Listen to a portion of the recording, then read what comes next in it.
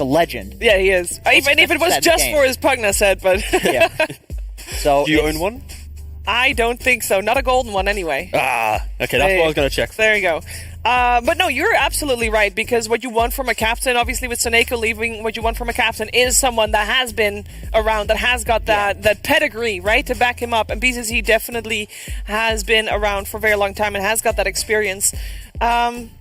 And just for good order, just want to point out that if Gambit wants to make it to TI based on points, they need to come top 6 here at the Major. So it's a long road ahead of them, and we're going to see if they can make a deep run here. I think this first series, for them, it's going to be very telling how they do here, T.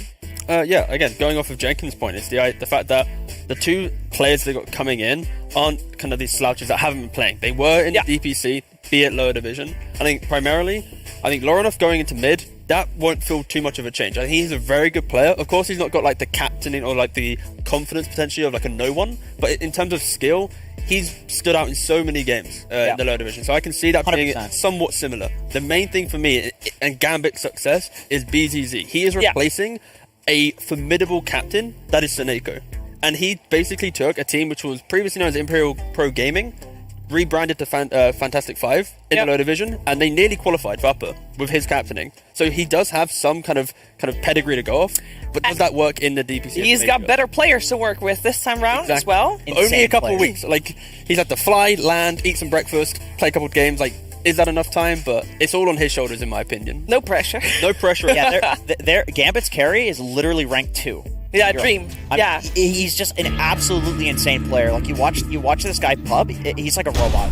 He's literally like some AI playing the game. And so I honestly think that he's the type of player that you put him on a team with any just random tier 2 players, he could potentially carry the team to a major. He's that good. I mean, this is rank 2 in Europe, right? But he can carry the team to a major, but can he carry his team... That's the question. Out of the major, like the right way out. Top six? Top 6, that's all they need. That's all they need. Speaking of what teams need, I mean, on the other side of Gambit is Team Secret. They did really well previous major as well. They were the only European team to do well. Let's not sugarcoat. We have to cling on to that one. Yeah, we're holding on to that one for sure. All 4 options we had. last Secret. So thank you, Secret, for keeping us somewhat in contention of the respected region. You know, the European region has guaranteed 1 team. Yay! That's true. I mean, we're gonna then also get a guaranteed 2nd team via qualifiers, and we'll see if we can actually get some teams via points here at this major. But it all starts here. And what kind of Secret do you guys feel like is going to show up here then? Well, the main thing is, they are lads who have been inside. They've not been at boot camp, unlike other European teams. True, yeah. Puppy, in an interview, stated that they were not doing too well because they had snow and the weather was bad. But now in Ukraine, is it snowing? No. Americans? Yes.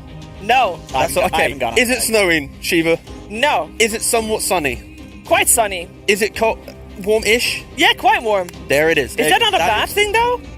It's not snow. Ideally, it's rain. Rain is the ideal weather. Anything but snow. No, but yeah, more importantly, they have basically had a catastrophe in the first couple of weeks. It was not the Secret. No. And then they have slowly been improving to the point where this is just pride for them. Secret is a team built on pride and the fact that they should always be argued like the best team in the world. So as soon as they get knocked off of that because of their DPC group stage, this is going to be... They don't care about the fact that they don't need to win this, but they're going to want to win this. So that is why they are very scary as a team, and they're very clear. They've clearly stated why they weren't doing well. So that alone is like...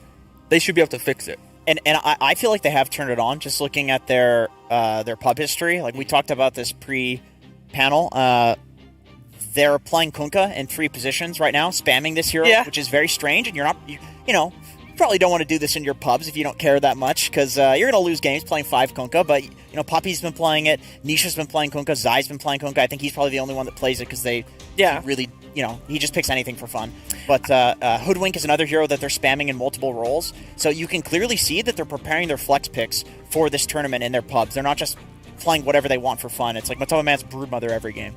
I think that there's, touching on what we mentioned earlier, the fact that everybody's been playing. If you look at things historically, the most experienced captains generally are the ones to adapt fastest as the meta changes, right, in a tournament itself. And I mean, the fact that they are practicing everything on every different role. I feel like Puppy is one of those captains you're going to have to be very worried about, regardless of which opponent they have, because you know that he has been adapting based on what he played already last week or this week, yesterday, who knows? Yeah, for sure. Like, literally, his pub history for that day matters. It changes. Yes, Yeah, he's, exactly. he's it's so willing. It's constantly It's changing. ridiculous. It's crazy. He's so willing. He's so little to lose at this point. It's like, I've had a great Dota career. He's so little to lose. He's willing to literally, like, he played just like Pudge 5 in one game today, and he'll pick it. And then all of a sudden, Zai's... And if it feels good, why not try it on an That's why official? these pubs That's are scary, amazing, right? Because like all the pros coming in like a week early or whatever, these extra like high level pubs, it accelerates that learning process. Yeah, where like it does. Say Matu playing by himself with some randoms, like he's not going to really learn much. But if he plays it against the TNC carry, or like, the no ping offlane, suddenly he's like, oh wait, I've just dumped a DPC. This is good. Sign it up. Yep. And I know, T, you've been playing a lot of unranked pubs. That's your specialty. And in the past, you played a lot against the Yapsor. Oh, yeah. And have you even seen him the last week? I can confirm Yapsor has not been playing unranked, to be very clear. He's very serious. He's very serious. Yapsor, when he plays unranked, he only plays unranked to play position 4 random and then go jungle. He buys a Quelling Blade and tries to maximize his efficiency there. So he is actually trying to learn. Cool. Legit, that's his actual thing. That's pretty cool. But isn't that the perfect thing to do for your role? Yeah. You know, it's the same as that. I know that there are some NA players that random and go mid with whatever they get, right? Yeah. Unfortunately, the other pros that I've seen in unranked are the ones that went from upper division to lower division to being relegated. Yeah. So don't go there too quickly, pros, but slow and steady. All right, well, let's talk about some actual Dota stuff. I want to know which lanes you're going to be looking towards most here in this game for Gambit versus Secret. Is it going to be the stand-ins, Loranov taking on Nisha? The thing that we said about Nisha throughout this season is that normally he's been a standout player, and he's still playing phenomenally. He's still playing great, but he's not playing at the toppest level as we know that he can, right? Normally he is the one that shines, and it's a good thing if a team can have multiple MVPs, right? But it used to always be like Nisha MVP. But therefore, I'm curious about this mid lane, Loranov versus Nisha. How about you? Yeah, I'd say it is basically the two stand-ins, right? It's Loranov versus Nisha. Nisha obviously didn't have the greatest group stage. Yeah. And then, of course, we have the new guy, Loranov. How's he going to appear playing from lower division teams and always open qualifiers to now playing against some of the world's best? And then the other one, to me, is BZ versus Puppy. When you think about replacing a 5-player, it's about the warding game, the vision, the kind of, are you tanking the smoke? Isn't that a good thing, though? Because now it's BZZ? a new player. No, for Gambit. Yeah, because now it's a new player. How do you know where BZ is going to ward? You know, you've not played against him. That's actually It's a surprise. All right, fun fact. There's no replays to study. There's not. All right, this is a little gem. I revealed it quite early in the tournament, but if you place your ward first, you literally see them place their ward. Oh. How about that, huh? I thought you were going to say your little Iron Branch thing, where you put the Iron Branch That's on also the a ward. banger. But again, that's for like day 2 wildcard. Day 1, just placing wards is good. They're not going to do that, dude. It wastes. It wastes stats. It only lasts for 20 seconds. What good is it going to do? Oh, you're about that one. I have multiple branches. Okay. Speaking of completely wasting gold, actually, the reason I think the support matchup is so important here is because whenever you look at Secret, a lot of the time where they actually irk out these gold advantages, where are they getting this from? Yeah, they're going even in all the lanes. It's the supports. Yeah. Like Puppy's Nature's Prophet jungling easy camps on the enemy side, jungling the enemy ancients on the enemy side, and it's like, how is he not dead there? But then he figured out that he can do that because of some vision, because of some, they don't have great heroes to catch him, or he's figured out some reason that he can get extra farm on the map. And so that to me is where Secret thrives, is when they're basically just playing a perfectly even game, but then they're out farming you somehow. And it's always the supports that are doing that. Yapsor is known as the greediest 4. Oftentimes, obviously, Zai has to pay the price there as well, right? He's cool with it, though. There was a couple Mars games where he wasn't cool with it. And I mean, they were double-digit. Oh, no, but that was also, he missed a couple spears. I just think he had a bad day. That was the one where he missed quite a few spears. Yeah, no, that was just... I actually forgot about it so much. Okay, yeah, let's... I mean, we said it at the start of the second season, Team Secret was chilling. They didn't need to do much. They speared the opposite direction. I'm very curious to see how this first game obviously is going to play itself out, and we're very close to getting the first game started here as well.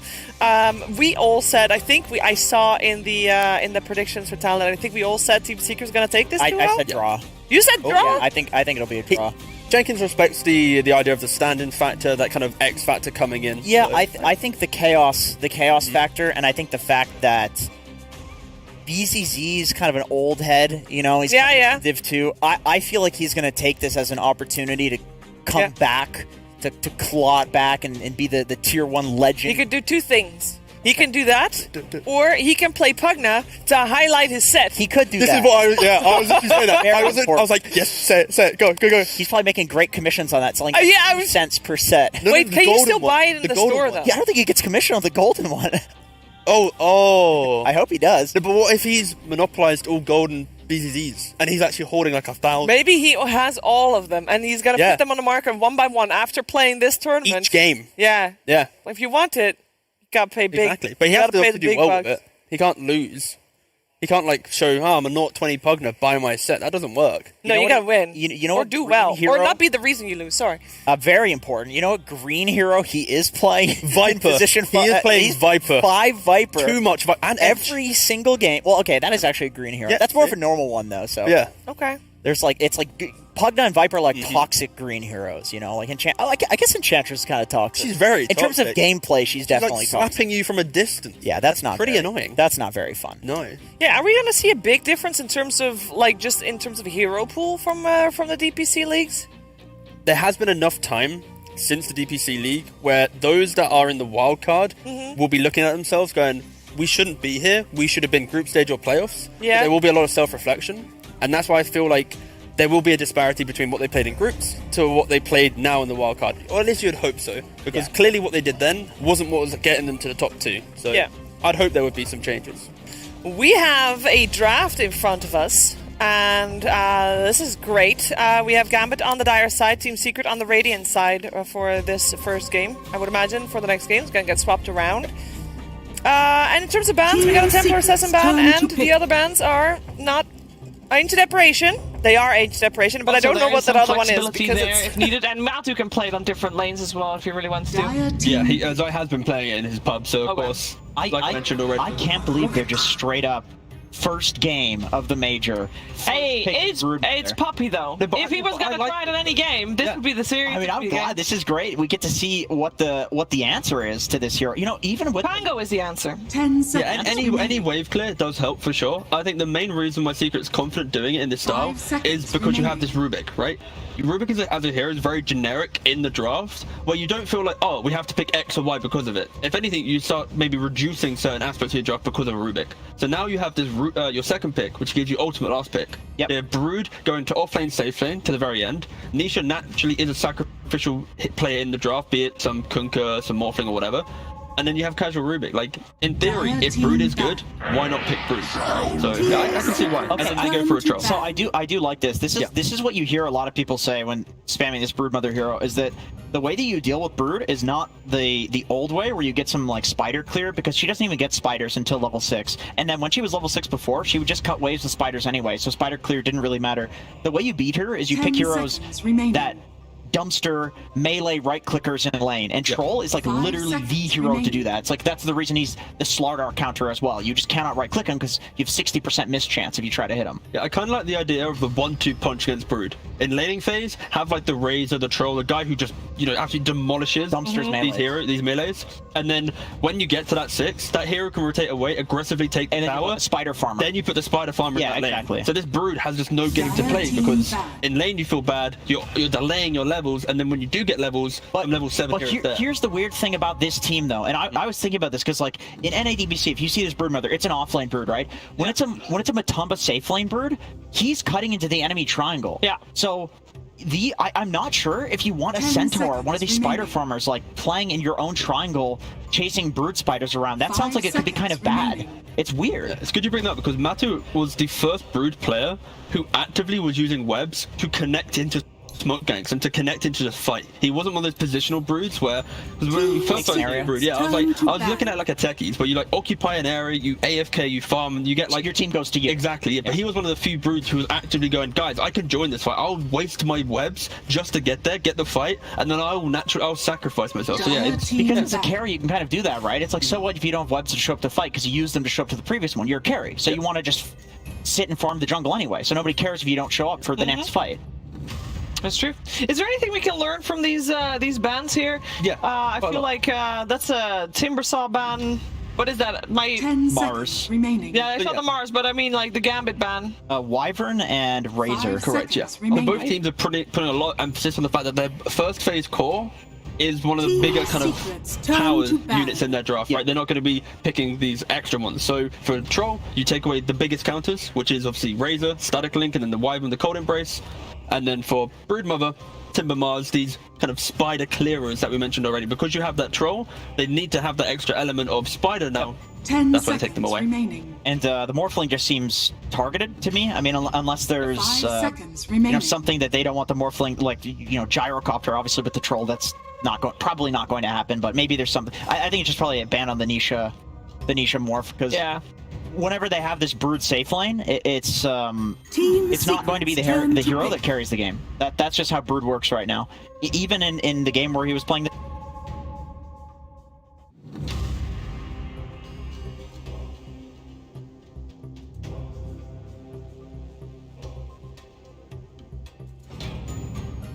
10 seconds remaining. 5 seconds remaining. Dire team pick. Bang.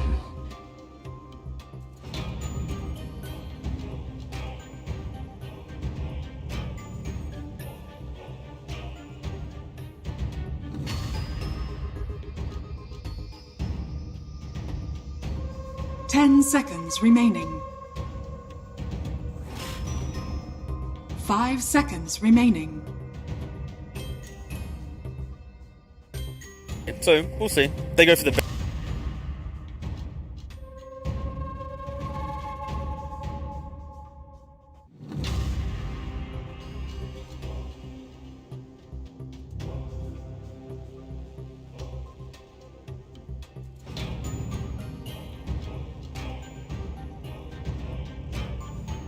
Kinda right too. Yeah. Feeble. It's actually like if the cooldown wasn't like 30 seconds at level 1, it would be the single best trading ability in the entire game. Yep. But if you do trade with a Bane and you have Enfeeble on, it's not going to go in your favor. So somehow Bane was actually transitioned to an even better trading hero in the laning phase, even though that's what he's done forever. And this all stems from the fact that they picked this Nyx first, right?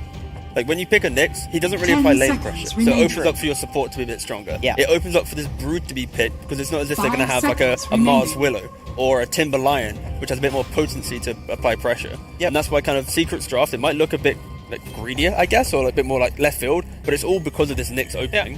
Ooh, Snapfire. Kind of forgot about her because she used to be, or she was in a lot of regions, first phase Charlotte. pick/ban material. Yeah, they're going to be able to go Roshan quite quickly, of course. And she's very, very sturdy.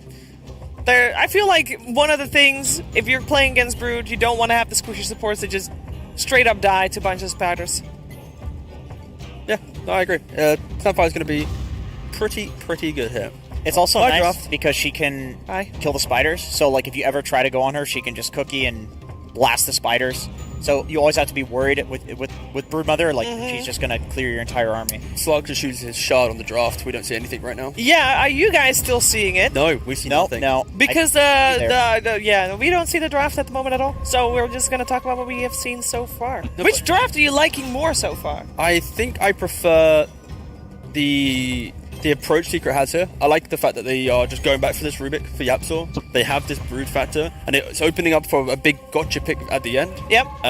But Gambit, a team that has stand-ins, a team that needs to have less variables in their draft, Dire is looking team clean. pick. You know, Snapfire, Nyx, Support Joe, it's easy to run. A Troll carry, easy to play into, especially if it's against this Brood. Like, they have simplicity on their side, where strategy is key. Go for that first Roshan, have good laning phase, get the Aegis, make sure this Brood feels like she can never rejoin a fight.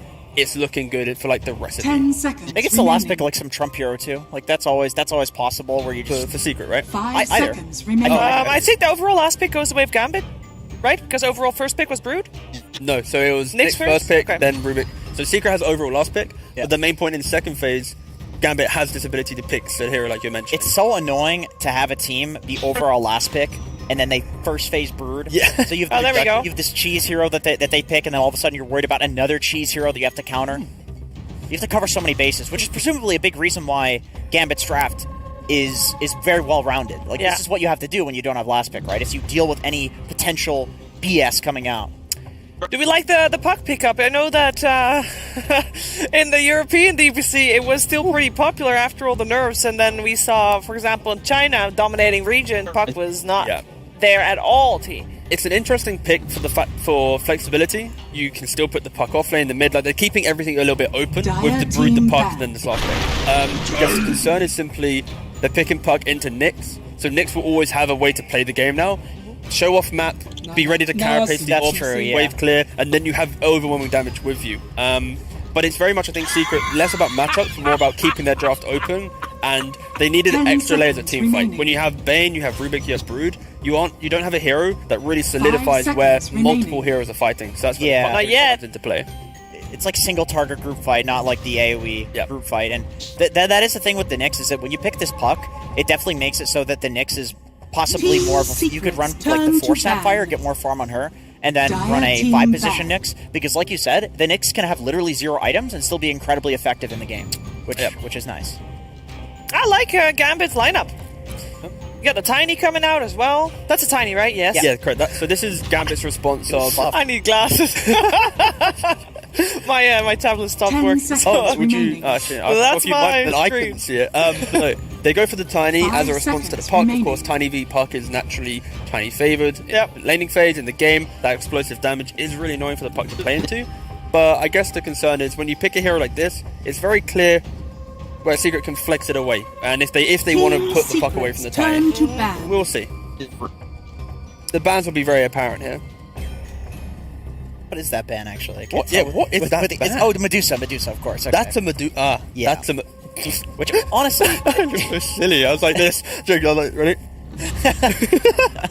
10 seconds remaining. I'm honestly surprised. Did she stone gaze you? But I'm surprised. I'm surprised that Medusa made it this far in the draft. Because I know that a lot of maybe it's because it's been getting picked a lot in pubs, and so people have naturally had to figure it out. And figure out how to play against it. There was the nerf, but I don't think it was super relevant. It was a little bit nerf on like the stun duration and like the talent.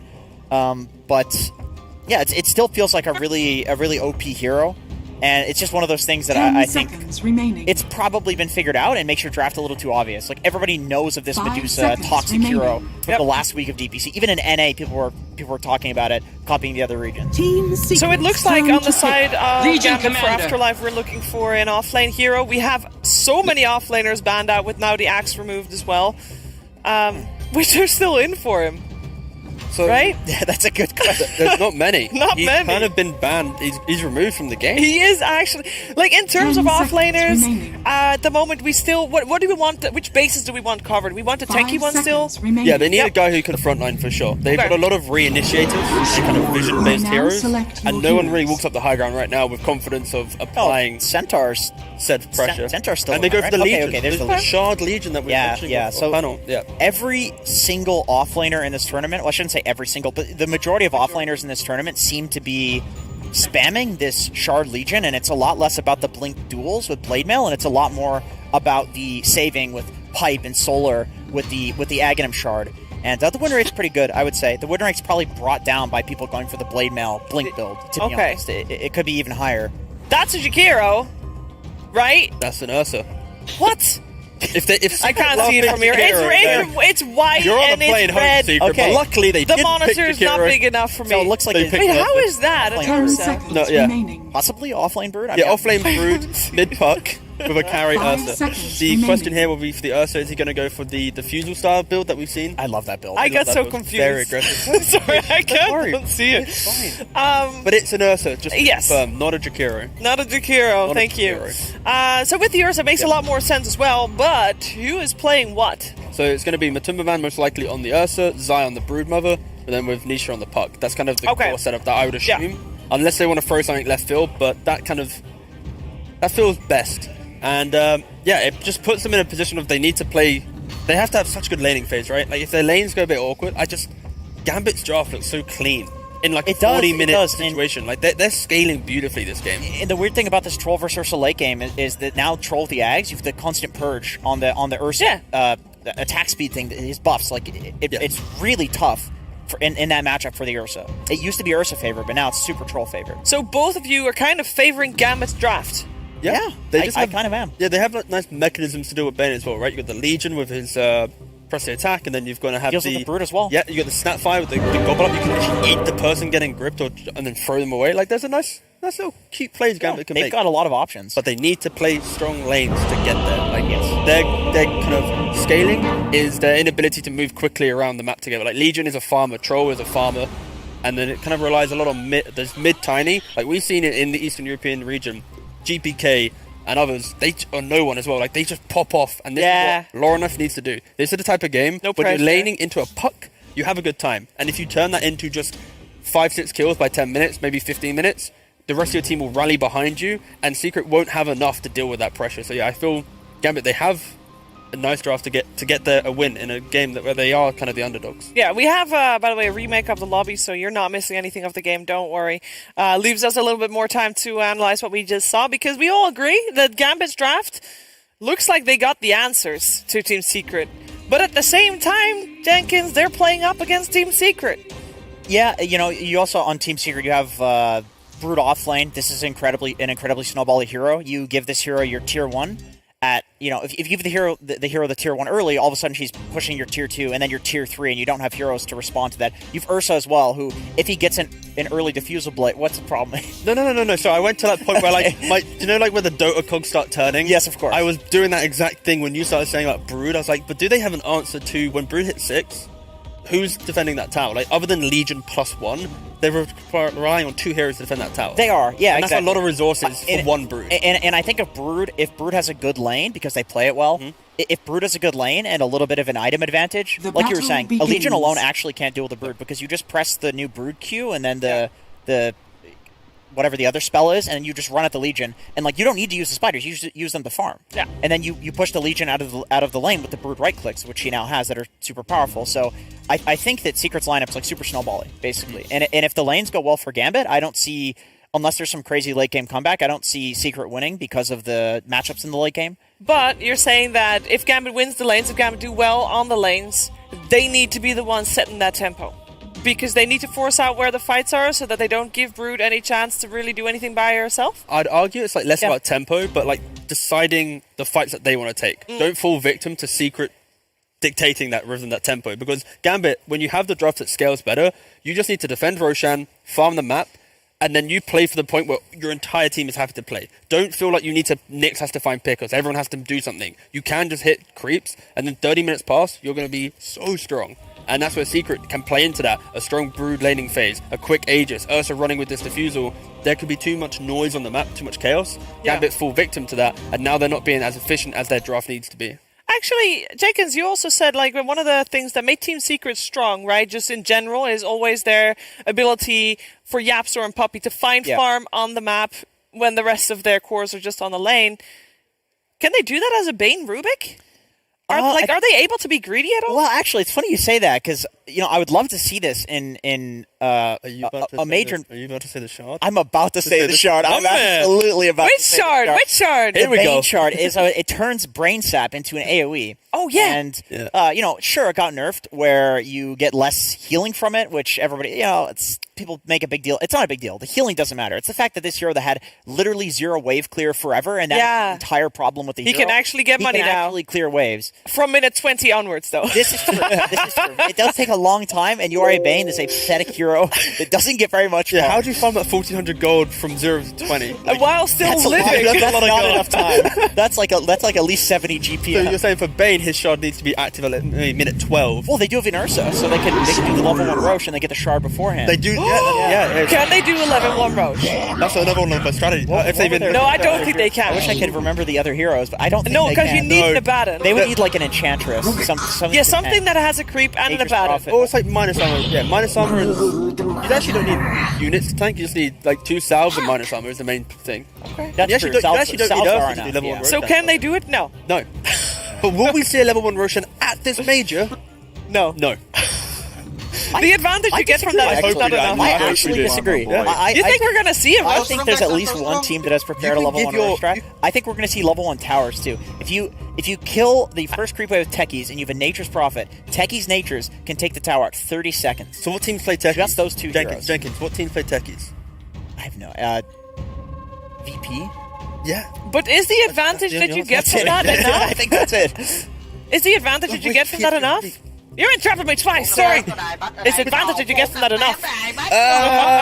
You have to play it well, right? Okay. Like, you can hardcore grief a game by taking a level 1 tower. Yeah. Because the laning equilibrium is completely different. Yeah. You have to have like 2 supports there to like make sure the lane's not being pulled. Imagine There's a playing lot of right in memes front of a there, tier 2. Like, that's not very nice. So, Yeah. hi guys, let's dive in tier 2. They're fortifying? Wait, what?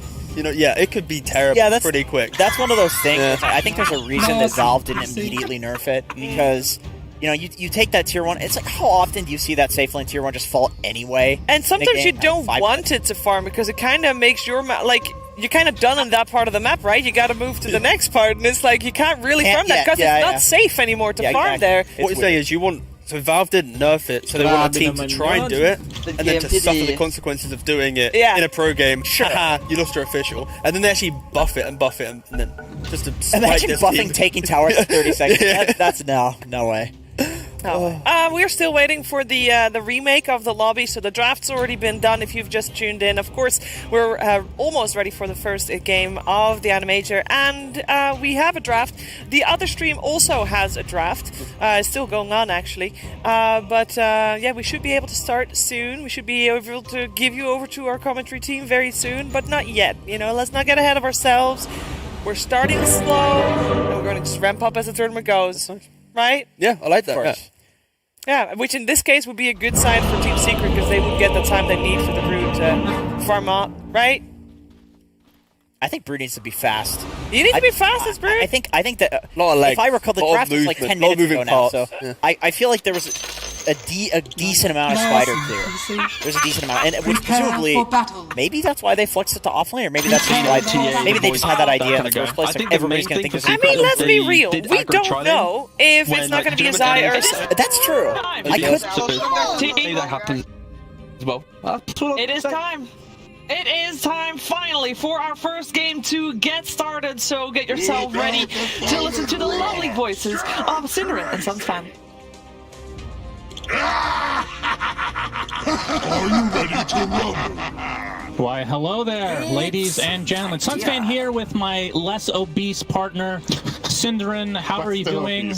Well, less obese can mean a lot of things, so don't look too into it, my friend. You're looking very snapper yourself. How are you doing?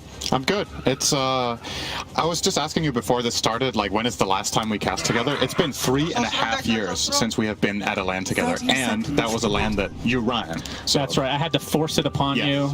It's probably for the best that people don't get to see this very often, honestly. I really didn't want to go, but you made me, and I regretted it every day. You tell me that every day on the podcast. Really appreciate working with you every single time. Anyway, we have Secret versus Gambit here. Cinderman, of course. This is we call it a best of 2. It's really just a 2-game series, because a best of is an odd number, but it just sounds better to say best of 2. So it's just easier. Yeah, we're just going to continue with that. What was your prediction for this series? Was it Secret 2-0? I don't remember. I think I flipped a coin, and then I just let that do the speaking for me. But we're going to see the Snapfire Cookie already used on Afterlife as Puppy gets a little stun action, but Matu's there to help ward off Afterlife. So the panel did talk about this briefly, but obviously Gambit has a couple of stand-ins, if you want to call them that, as Seneko and No One have switched teams for about the 20th time in the last 12 months. So there's a bit of a wild card here, no pun intended, since they are on the wild cards themselves as well. But what are you expecting from this team? It's just kind of like chaotic, as Jenkins was saying? I think people might be sleeping a little bit on Laranov. I think this guy's really, really talented and very skilled. So I'm expecting a lot of him in this series. Haven't seen him too much on the big stage though, so we'll see when these games start mattering a lot if he's going to be able to stay on the level that we've seen in European pubs. He's a very snowbally player. He plays exceptionally well on heroes such as Tiny and Storm Spirit, and he got his Tiny in this game, and it's a good Tiny game. There's a lot of great targets. Like Jenkins pointed out, the matchup against Puck is good.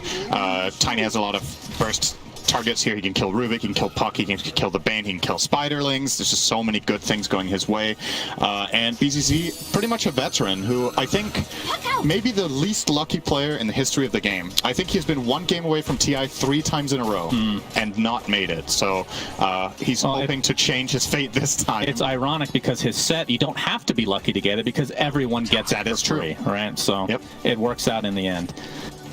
So whose lineup? We haven't really talked about this too much, but we have the Brood offlane for Zai. Like, what do you think of these lineups together? There's not a whole lot of team fight for Secret, as the panel kind of brought up. Who do you favor, just on paper? Just overall, denied. I like the Gambit draft a little bit better because I find it more well-rounded. Like they pointed out, there's a lot of ways to initiate fights. They have the State of Illusion Commander, they have multiple different suns, ways of starting, they scale well. I think their core matchups are good. We're talking about Tiny. I think Troll has some good matchups too. He's good against both the Brood, and he can actually fight the Ursa because of the blind. It's a matchup that has the potential to go both ways depending on when spells get cast. Ursa can also purge off the fact that the Whirling Axe is not Wild Axe, that's another spell. We don't want to see Wild Acid beast man. Never again. I got nervous. I would might not see Jenkins brought this up, and I'm glad he did because I kind of brainwashed him during the NADPC there. Often anymore versus where you're just constantly blinding. It's like a 4-second cooldown on Whirling Axes, and you can obviously dispel his buffs as well. So, like, I don't know if we're going to see that this game. It's like probably a second item after your first farming. Like, I'm assuming a Battle Fury or something like that for the Brood. But, like, what do you think of, like, do you think not Battlefield, do you think Ags is actually, like, a legit thing, or is it kind of a meme? I think it's good on Troll in some games. I don't know if it's worth it here in particular, just because, yeah, it's good against Ursa, but what about the rest? Do you really need to buy this item versus getting almost like a full Scotty, Sanjinyasha, other items that have a similar price range? I personally wouldn't recommend it, but I find that a lot of the times when I watch Troll players that their builds surprise me quite a lot, so I'm not sure if I have the correct read on the hero in general of how to build it when, but definitely there are paths here for him. I don't think it's clear cut what he should buy. The biggest weakness I see for Troll in this game, traditionally, is the Bane matchup, which is really annoying because you have these two heavy single target counters in both Nightmare and Fiend Script, but Gambit have a solution. They've pressed the attack, which can easily enable their Troll. And what a spell! You know, it's funny how often that spell has been buffed over the last 3. The hero is literally press the attack. The other 3 abilities are actually just whatever. You could random the other abilities, and she probably would be even more popular because you get the chance to get Ravage. So what you're saying, if you're playing AD, just first pick press the attack. I mean, press the attack with Shard is kind of ridiculous. It is very, very Second and a half immunity, pretty crazy. But yeah, I mean, they do have the Tiny like you talked about. I mean, in terms of the mid matchup, you talked about how this is Tiny favored. Are you talking about early on? Because right now the CS is slightly in favor of Puck. Yep. Nisha is an exceptional laner, so I will say overall, the lane itself will usually be even. It's more about in the game rather than lane Matsu's in trouble. Just enough damage from BZZ. That's gonna be first blood the way of Gambit. And Puppy's gonna, he's gonna get some solo XP. I think he might be happy about this, Cinder. Yeah, he's on some level. Thanks, Matu. He's, needs the space. Yeah, good start for Gambit overall in that lane. Obviously, the net worth is still pretty much neck and neck, but we're only 5 minutes in. And usually in this patch, I feel like the games will often have this. You will not see as often that one team gets a really big advantage in the first few minutes just because of the nature of how the mid lane has changed with the water runes. Right. It's more easy for a lot of heroes to break even that would usually be unfavored. And in the side lanes, I think pulling is more stabilized to the extent where both teams have a relatively easy way of countering it out. So a lot of the times these lanes will go like this. And what really defines the game is what happens in the following 5 to 10 minutes when power runes start coming out and when heroes reach level 6. Right. Well, Troll's having a pretty good time in terms of CS, though. 31-5 versus the Ursa 29-2. Basically a wash, but the panel kind of brought this up. It feels like Secret is this one team that it doesn't matter. You look at the score and the other team will have an advantage, even extreme advantage, 10-2, but Secret is still out farming them. Yeah. Jenkins kind of brought up the fact that it's the supports kind of just finding farm elsewhere. Why is that so unique to Secret? We don't really see it as often from these other teams, it feels like. It's a good question. I think... nice. Sick dodge, actually. But he's going to take the Avatos, give the illusory orb to safety. Pretty low on HP, but it looks like Nisha will survive. We'll get the Arcane Rune as well. I don't know if that dodge was on purpose. It looked like he was trying to silence before the sun came out, but he jumped over it. He's good. If that would have hit, he would have died. Yeah. So, pretty... We're gonna chalk that up to godlike play and not luck. Yep. We'll give him the benefit of the doubt. Absolutely. That should help. But yeah, to come back to the supports, I think usually what Secret has been doing a really great job at in the past that has enabled them to farm a lot is be very efficient about placing vision. Usually the reason other teams will have their supports more clinging onto their cores is that if you don't have very good vision and very good map awareness as a team, it's harder to have the reads of when you're safe as a core, and a lot of the times that means that defensive support or stun support or whatever will be near the cores in case of an emergency. And Secret will usually, more often than other teams, at least historically, will do a really good job at having this vision and this understanding of where movements are happening so that their cores are very independent. It does, however, also mean that in some games it really backfires. Like you'll have these disastrous Secret games where their cores are dying way too much, and that is usually how they end up losing, is their cores getting picked off in this disconnected play. Zai often being the biggest victim of this. You've had a lot of experience with that with him on your team in the past. I'm sure we're going to see an Impale connect onto Zai, but telekinesis is there. It's going to be enough damage for ultimate just in time for DR. Zai taking the brunt of the damage now as he attempts to get out of dodge. He's going to pop that wand. He's going to apply some more pressure to DR. Looks like he's going to go down to Zai's newly picked up ultimate. And now Immersion will take a little bit more damage, but will survive. But a big troll kill for Secret. Yeah. Man, Spawn Spiderlings is just a spell now. It's so crazy good. Yeah. Since it's become that ultimate level 1, 300 damage, 9-second cooldown nuke. It's funny, when they changed the hero, nobody really knew. So we're going to perhaps see some action here. Nisha with a nice silence there to be able to get that haste rune. In fact, we'll turn his sights to Immersion. There's the coil. He already used the spike here, but he's going to dodge the Impale and Fog. Illusory Orb and a couple of right clicks should suffice. And that's going to be a nice solo kill for Nisha, as Puppy just wanted to steal some XP as per norm. But when this Broodmother was first changed, a lot of people were kind of unsure of what to expect, but it feels like it kind of plays like the old one once you get 6, and at the same time it's still way more dynamic and flexible than kind of this hero that just plays on it by itself for, the entire game. Yeah, it has more options in laning, right? The old Brood was extremely one-dimensional. Yeah, they are squeezing in Afterlife. There's going to be a couple TPs coming in, but not in time to save their comrade as BZZ gets a nice double Impale on top of the cookie as well, but Matu is not scared of anything. BZZ is going to fall as well, so it's 2 for nothing to start things out, and they are completely surrounding Immersion. Pops the spike carapace, but Matu and company will easily take him out, so a 3 for nothing and likely the tier 1 tower in addition. These are just, I don't think these are the heroes you rotate to this play. If you're getting tower dove by a Brood at this point, and what was the other hero that actually started diving? Was the Ursa, right? Those two together just were diving in. It has to be the Tiny rotating. These supports don't have the damage. You can't find the kills yet. Ursa sitting on a 1200 max health. You know the Brood has that big lifesteal. This is not the way you solve this pressure coming in from Secret. There's a lot of responsibility going Lornoff's way. Maybe the idea for Gambit is we want Tiny to just sit mid until he has Dagger. But then I think it's better to just cut your losses. Rotating supports into Brood is so bad. It's really, really hard, as most of these supports in the game right now in this stage, 10 minutes in, to handle what Brood brings to the table. You saw there, especially, I think Snapfire's build is 0-2-3, which is pretty standard right now with just can't kill Spiderlings. You don't have the... Right. You have Scatterblast. What do you think of... Who was that has the EG supporter pack for Secret? Was it Nisha? Like, what do you think about that? Having a team that's not your own. that is a bit odd. You think they would be in their contract? You please use your own supporter pack. I hope Arteezy is using the Secret one. That would actually be perfect. Yes.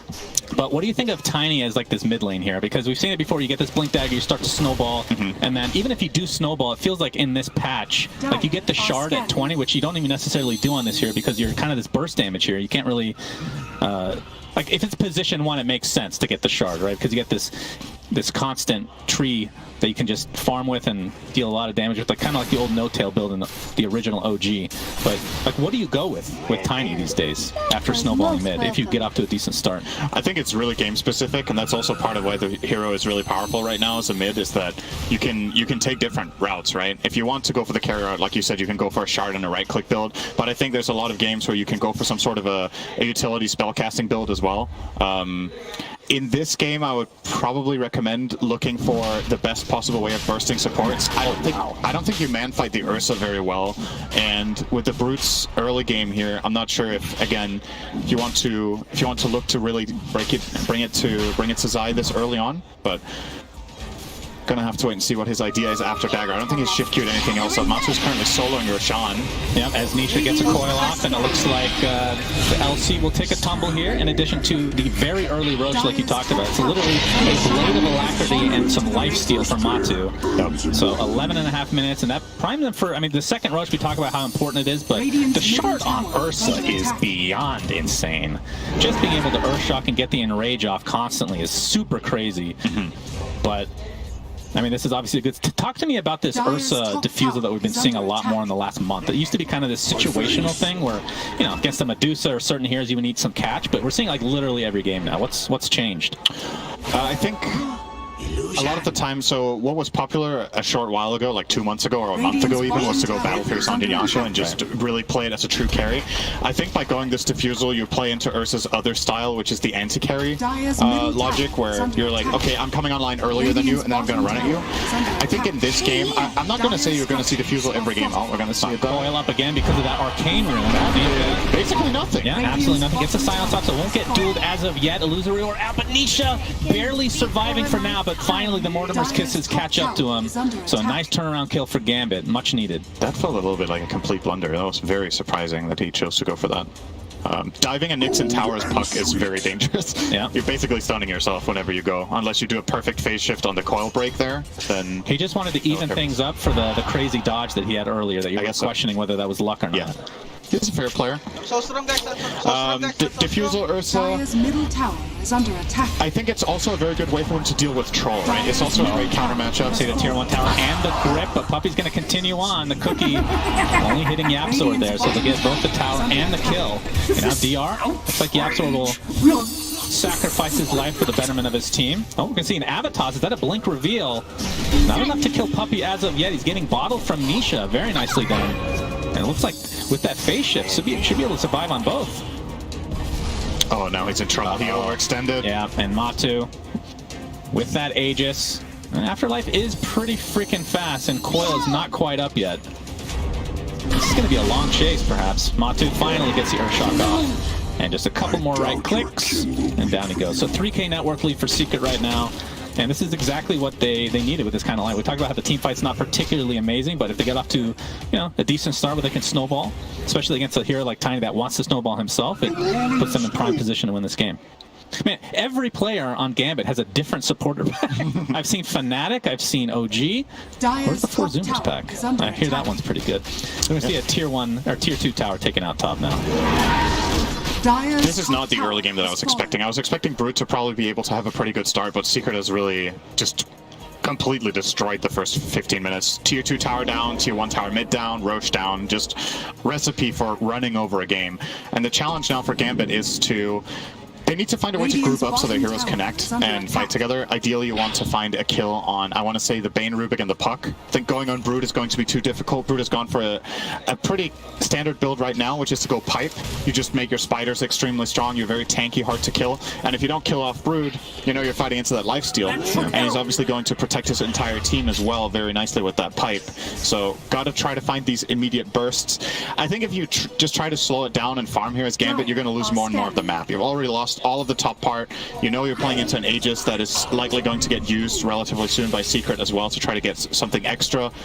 So yeah, Immersion. He's vendetted up, gets the Impale off. It looks like the Avatar should be enough to take out YapzOr, but it's just a position 4. I mean, it is a greedy little boy in YapzOr position 4 as always. We'll see if Nisha can find it. It looks like the TPs will be successful though. So they find that pick and get out. Oh, Afterlife in the meantime. I mean, look at the net worth right now.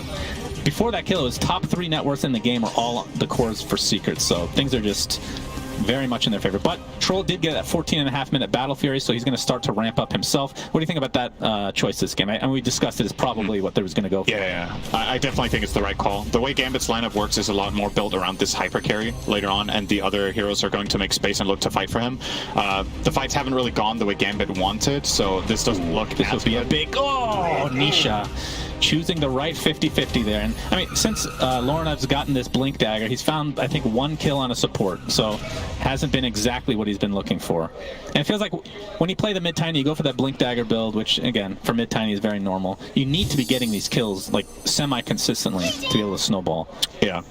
It's definitely not the pace that you're looking for, and I think a big part of the reason that he's struggling to find kills is that they lost these top towers, right? Like, when you lose so much control over the map and you see what vision Secret has, even if it's just this 1 ward deep in the enemy jungle at the top half, it's not information about where the rest of the team must be, right? You can rule them out in half of the map based on So Aegis is now gone. A huge kill for Gambit, and he survives on top of that. Wow.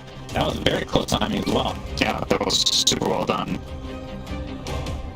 And I will say, you know, I like talking about this a lot when we look at strategy and we look at like gold, because a lot of the times people will just refer to the gold and then be like, oh, this team has a gold lead, therefore they're ahead in the game. It's very game specific how big a 4K gold lead is, right? True. Like, yeah, you have this 4K gold lead, but what is it going into? It's a Brood with pipe. This will fall off against these heroes. Eventually, Troll and Tiny are going to pack a punch, right? It's really good right now, but are you converting it into something more meaningful going forward where you can truly contest this Troll? Because, like the panel talked about, you know, it's an Urza going Diffusal. He's going to get out-farmed by Troll with Battle Fury, right? So you keep up the pace, he really needs to keep map controlling. Oh my. Those spiders died to a tree toss. They sure did, and I think the FPS also took a huge drop as a result. It's all good. Intended, still in beta, but it's all good. BZZ, his career, shall survive the day. But yeah, you're right. I mean, it's not only net worth, but XP difference is also a stat that we don't really get to see. Also from immersion.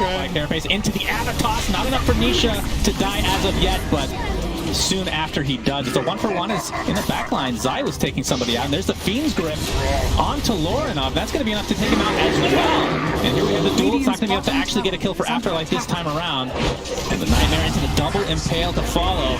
Matu just continuing to go ham. There's the telekinesis, and that's going to be another kill going the way of Secret. Almost a full team wipe after losing their pup who didn't even use Coil. That looked like there was going to be such a great fight for Gambit, but he got mana burned on Troll. He couldn't get ulti off. They got the catch on Tiny that there was no counter for. I guess press the attack must have been on cooldown. I think it's pretty important here for Afterlife to reserve this for Fiend's Grip, actually. It's the one solution that they really have. It's true. And Puppey, he managed to find himself in a great position. He doesn't have lens yet, but he was still able to get that full duration off. And not only that, but YapzOr setting everything up with the double impale that was stolen. Yes, very nice. I mean, this is something we just expect to see from YapzOr when he picks up his Rubik. For sure. And obviously this is a big part of what Brood does, right? You are, even though you do get this, honestly, great puck kill. Oh, BZZ. It's very dead. That was a long-range attack there from Matu. It was melee. Okay. That was a Monkey King melee. Yep. There. Diffusal gives 200 attack range. Oh, okay. That wasn't in the patch notes, but it makes sense now. That's why people pick it up, right? I see. Yeah. Just a hidden mechanic there. Beautiful. Yeah, there's been a couple of those in this patch so far. It's like a shard. Oh, it gives less cooldown on weapons. Interesting. I did not know this. So yeah. Now Secret have a very, very comfortable lead. That was such a big moment for them. Basically a 5k gold advantage gained from that fight alone. And a really, really big part of it is just that you're fighting into Brood on Brood's territory, right? You found the puck kill, but Brood got to get the wraparound, get a quick kill, and the pipe did come into play quite a lot there for the team as well. So really crucial for Gambit, I think. Afterlife has the Secret supporter pack. He's playing against them. Is this a mind game that we're playing here? He likes the opponents. He wants to join Team Secret. This is a trial game for him. I see. Oh, good smoke break here. Yeah, absolutely. Immersion. I believe Roche is up now, so Matu can take that pretty much anytime he wants. Oh, not yet. It's very, very soon to spawn. By very soon means 2 minutes. I mean, you can cook rice fat in that time. In the grand scheme of a lifetime, it is very, very soon. That's true. The whole lifetime's a blink of an eye, really. Yeah. Blink Dagger on YapzOr. I mean, this Position 4 Rubik continues to, I mean, would you say that he's gotten greedier over time, the same, or less greedy? Less greedy. Really? Actually, yeah. Wow. What did it take for him to see the light? A threat with the machete. I see. That's Puppy's style for sure, no doubt. Okay. I need gold, Yapsor. Yes, sir. Emergent. Looks like Troll will get out. Emergent actually does have Vendetta, so... That would have been a great pick for Secret. I mean, they're obviously very comfortable right now, but that is the kill they want to find. Courier Snipe. Oh, they see him, Puppy, with the Nightmare. Vendetta stolen from Yapsor. That'll come in handy, and there's a Fiend's Grip, and this will be eventually an easy kill. Bonk. Oh, he actually uses the Vendetta just for that strike. Thought he'd use that for scouting or something. I guess they didn't have enough damage to kill him outright. So, Troll Warlord does go for the 5 fervor attack speed talent, which kind of indicates to me, like, we were kind of talking about the potential for Ags. You rarely go for that talent if you're going Ags. The 9 only Axes is, like, pretty much required, I feel like. For sure. But he does have SNY and the Battlefield, as we talked about, so BKB next, and that's when he's in real fighting shape. Yeah. It makes you wonder if going this SNY was really worth it, right? Because if you get this item and you can't fight with it immediately and you're losing map control, you're basically, now you're starved, right? You're waiting for this BKB, but you only control, I want to say, being generous, probably 30% of the map. So if you imagine this SNY being a BKB now, maybe you could make a smoke move and try to take that fight that brings you back into the game and then get a key item off of that. But right now, I'm a little bit worried for Gambit that Secret's map control in this previous fight is just going to, they're just going to keep snowballing. This should be the second Roche with Aegis Cheese and Shard. Probably give the Shard to Ursa. Oh, yeah. Other possible Shard pickups? I mean, you have the AoE Brain Sap, you have Rubik's Telekinesis, which is considered one of the worst in the game, apparently. You could give it to Brood. The mischance on Bola is actually very good against Troll and Tiny. AoE Silken Bola. Yeah, pretty solid. But Matu will use it looks like. I mean, I just think Ursa's is literally, if I was making a tier list, it would be top 5. I don't even have to look at other heroes right now. But then again, Legion Commander is also on that list, so of course that's the other team, so they're not going to get an Aegis in all likelihood based on how this game is going. I mean, it's a 10k lead for Secret right now. Matu, obviously, with that Aegis, still actually has the cheese in his backpack as well. And they look pretty primed and ready to go. Like, the longer this game goes, obviously it's going to be better for the Troll Warlord who went for this farming build. Some aggression here. Looks like the duel will be successful. The coil's going to keep everything in place, but it's not enough to keep Zai alive. So, dual victory there for Gambit. Looks like they'll trade off one. Nightmare. Yo, Puppy, wake him up. Fiend's Grip. He can't wake up. Yeah, he's still sleeping. Hibernating is the bear. It looks like that might just break things up. And, well, I say that now, but Matu's very aggressive. Has the Aegis, obviously, so not too scared of anything right now. Popsy in rage. Dire's middle tower not able to find anybody in the end.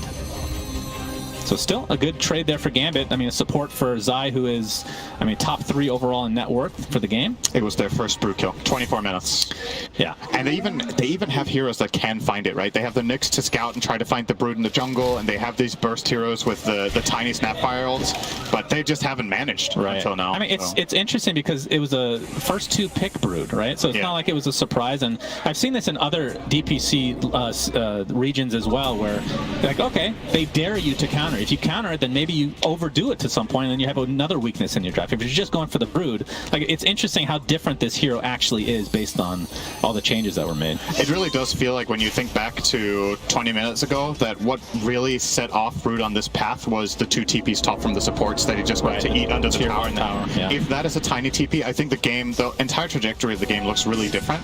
So that is what is so challenging about playing against Brood right now, is that when the pressure kicks in, it's so fast and it's really hard, so you really need to find these correct moves.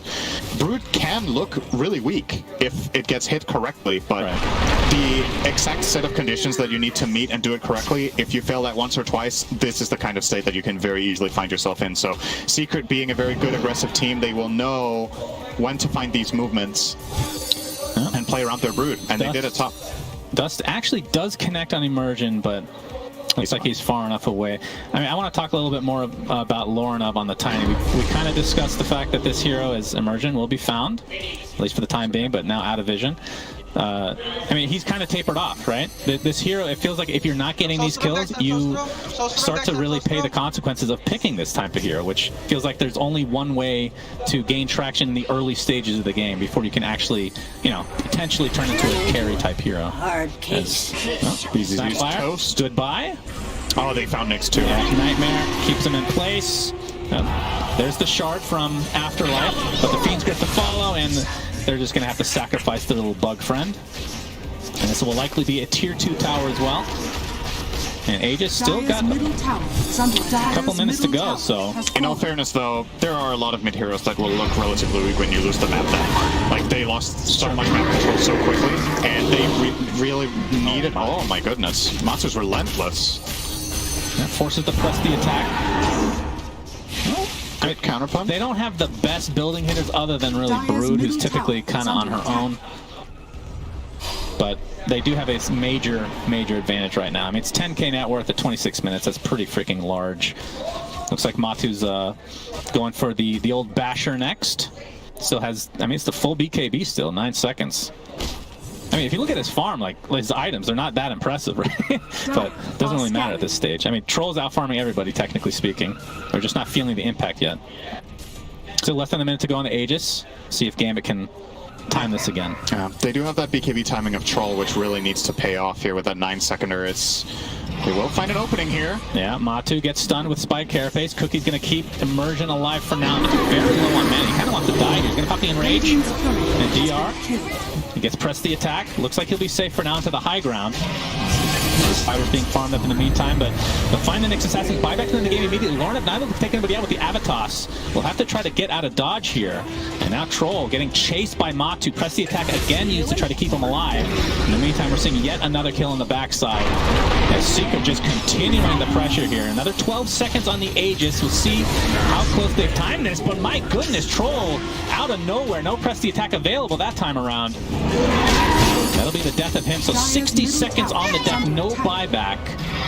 And now the Aegis will be taken, but the cheese is still there, I do believe, although they just pass it off on from Zai, looks like. Yeah, the Seeker are just outclassing them. Gambit look a bit lost in these fights, right? You see this Tiny jumping in and finding 2 supports, but there's literally nobody connecting with him. They're not on the same page. The Mortimer Kisses miss basically entirely. Legion is spending the entire fight keeping Troll safe so he can run away. He didn't hit a hero, I think. He was just running for his life the whole time. Don't want to fight into the Aegis. And yeah, it's... The toss into the Impale under the tier 3 tower. Duel is there as well. Do they have enough damage to actually take him out? But a Nightmare save for now. He will die, but no duel damage goes the way of Gambit. But they've taken heavy damage as a result of this. Looks like Secret will respect this, though, and fall back. A nice Avatos combo there, getting him out of position. That's the kind of thing you would like to see from Gambit, right? That they really combine their spells. And it's obviously easier to do in your own base when you have a Tiny. But I've been missing that a little bit in their team fights, that it feels like, okay, Tiny is connecting with someone. Like you Avatos, you Mortimer Kisses on top of it. Maybe you find a duel, maybe you find a Nyx stun, whatever it is, so that you pile onto something and build some sort of an advantage in the beginning. Oh, that's a very easy kill. Yep. Script. Easy peasy. That's true. We haven't really seen, like, Mortimer Kisses hasn't really had much of an effect because it feels like he needs to be up close to get the Snapfire cookie for the save. But I think that's the wrong approach to take it. I think Cookie should not be considered his primary spell in this game. You have enough other stuns that your ulti is your primary contribution to the fight. Right. And the moment you go in to try to use Little Shredder, I think you're just going to die to Brood. Like, it's a really annoying matchup for Snapfire to play because once the spiders are on top of you, you don't really have a solution. Usually Snapfire supports don't max out Scatterblast, so the spiders will just stay on you. You try to Cookie away, they're faster than you. You can't stun them because they're on top of you. You just very easily get swarmed. So I think the best way to play Snap here is put Solar Crest on your Troll, walk back, and press your ult. And then when the fight develops, maybe you can find a Cookie for bonus kills or for a save, but it's not going to work as your primary spell against these heroes. Yeah, and I feel like from a draft perspective, I mean, again, that's not... Shard? On who? On Bane. Bane Elemental Shard. Don't get to see this all too often, so it's the AoE Brain Sap. I believe the AoE portion doesn't heal for full, and if I'm not mistaken, does it do full damage or is it less damage as well? Full damage. Oh, heals for good. Heals for a quarter though. And this is the Avatos, not quite enough, but the duel should be there. It's finally a winner for Afterlife. Actually, for the potential big kill on Nisha. He's going to get trolled here, as Troll actually popped his ult, and now that's going to leave Nisha completely free to get out. But now the picture is applied to Zai. Looks like he'll get away as Matu popped the BKB. Now Troll attempting to get out. Looks like Lorna might have to be... the cookie will be used on him instead. And again, it just feels like this whole game, Gambit is on the retreat in their own base. They do survive, though. Oh, I speak too soon here. Press the attack on Emergent with the Spike Carapace combination. There's the tree toss killing a bunch of spiders. All right. Oh, they got out of it. Yeah, they sure did. Not sure if they're fully happy with that, though. That looked like a potential opening on the puck, but Troll did not manage to get enough damage in there. They didn't have enough stuns left in the tank after the first kill on Puppy. But they do survive, and we do see the value of the BKBs, right? Like, that is definitely kills for Ursa if they don't pop these BKBs to run out. But obviously the duration dropping is something Secret are going to be very happy about. Makes their puck a lot better. And I do believe this Aghanims on puck should be underweight. No, he's not even going to buy that. That's kind of surprising. I feel like this is a really good Ags game. He's going E-Blade. My good. I mean, that's obviously a great Also save good. against Duel and any target that Troll's going for. Yeah, I guess that makes sense. But yeah, it's still odd not to see the Ags. For all that BKB piercing ability, of course. When you're playing against a team that spends 90% of the fight running away, it's really good to have an item that counters running away. So that's true. I just think it's a great synergy with Ursa to have the Ags in particular, because he takes so much advantage of people being stunned, even if they're BKB. He just mauls them, right? Yeah. So that's a great carry to have on the side of an Ags coil. But you can definitely see the merit for E-Blade as well. I think both items are good in their own right. I think perhaps the way they're thinking is they're winning this game. The only way they can lose is some crazy duel on top of Snapfire ult where they just delete your hero. So E-Blade, in theory, counters that. Well, not the Snapfire ult. But then again, he hasn't been using his Snapfire ult all too effectively so far. Right. I guess their logic right now is the enemy team, it's only Troll that is really going to be an issue, and we solved that guy with that item. But you have to be a little bit careful. Like, yeah, there's the Snapfire ult, but also if you E-Blade someone, Tiny Combo hurts. And you give the Nyx a really strong mana burn. Like, let's say you E-Blade yourself as Puck, that mana burn hurts. It's like 800 damage. Yeah, that's true. So, got to be a little bit wary. I mean, if this game was going to go any later, which I'm not sure it will, Nullifier would be a great item for Troll to counter that as well. There's literally no counter to Nullifier. You ever think about, like, Lincoln's, I guess, is the only thing. It's actually crazy how much they've micro-buffed this item over time. Well, you use it before that. It doesn't take it off. Nothing takes it off. Emergent gets jumped for the time being, but there's the coil onto 3 heroes. They're stuck inside, but the right clicks, and there's the Nightmare, the Fiend's Grip, I should say. Gets tossed into the fray, though. Pops his ult, doing a lot of damage. Matu trying to reset. Looks like Puppy's going to resign to his own death here. He's going to be the first to fall. Enrage popped. Looks like Zai's trying to work his way around the outside of this fight here. Cheese is popped by Matu. And the stacks are starting to get overwhelming, no pun intended, onto the Troll Warlord. That's going to be an easy kill. They just outlast them. The farm differential is too big. 16k net worth. This should be at the very least a set of racks. That was a key cheese. I think without the cheese, Gambit actually win this fight. But Matu able to obviously fully reset, and Secret taking the fight knowing that they have this advantage, right? I think that was the best fight we saw out of Gambit the whole game. It really felt like they're connecting on something here. They managed to counter out the grip. It took a little bit of time, but that's an extra kill. Afterlife is not getting out of this one. Yep, super dead. And there's only one buyback. Of course, the timers aren't crazy long, but let's see what else they go for here. If they go for the tier 4, I mean, they do have a bunch of spiders, so there's definitely potential. Pop the pipe. And looks like they'll go for the safe route here. Why did he pipe? Just for fun. It looks cool. You know, very green. You're damn right about that. It is green. Crap, 2 lanes. I think Secret, if they knew there were no buybacks, they would have probably ended the game there, but playing it safe, getting 2 sides, probably going to back off after that. I mean, they don't even have a tier 1 bot yet. That's kind of crazy. You can tell that Zai has not been on that half of the map the entire game. But 2 racks for Secret, and they can, I mean, we'll see how disciplined they want to be. I mean, we talked about this before, and the panel kind of brought it up, is Roche is up, actually, so what is in Roche today? What are the goodies we have? Is this a Refresher Shard or an Aghanim Scepter? It is, dun dun dun, the Ags, thank goodness. It is the Scepter. So Matu Ags is pretty good, as he will eat it, so that'll give him the Enrage cooldown reduction, and you can use it while you're disabled, which is insane. I mean, they have some pretty good Ags on their team. I mean, we talked about how Puck didn't even buy one. That actually would have been the best probably to give up. There's the avatar. All right, they got that real bad. That thing got absolutely wrecked. Now the chase is on Gambit. Feels like the whole game they kind of have to do this. Tiny is this hero that just wants to go in and out, especially when you build this way. There's a defuse on the BZZ. Looks like he is mega dead. Oh, there's the Yules to save him for now, but the coil will keep. It's just for BZZ. That's all they want. Okay, press the attack. I mean, eventually he's gonna die. He's styling on Secret right now, but it's not enough, sadly. Dire's bottom tower is under attack. All right, so 30k net worth lead for Secret. Look primed and ready with that Aegis, with the cheese, with the Eaton Ags. It's so good. It's so good on Ursa this game, right? It's in a way, it's kind of like having the cheese indirectly, because if you get stun chain now, you can enrage and pop Satanic. Yeah. Enrage Satanic BKB. There's no silences, so it's pretty much guaranteed. I don't see Gambit killing this guy in any possible way, basically. They need to do some crazy toss back, force his cooldowns, hold him down forever, and then... I mean, how often do we see a 36-minute game and they've roached 3 times already? That's pretty awesome. That's one of the things Ursa does. Yeah, I mean, the panel talked about potential level 1 roaches, which sadly aren't a thing anymore, which we've talked about this before. I understand why it's not a thing, but for the viewers, it was a lot of fun.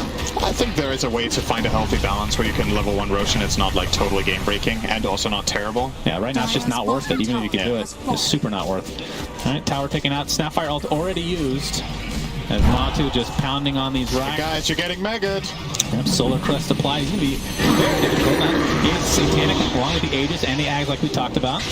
Pops the Enrage early because the cooldown is super low. Has absolutely no mana to speak of, but they do no damage to this bear.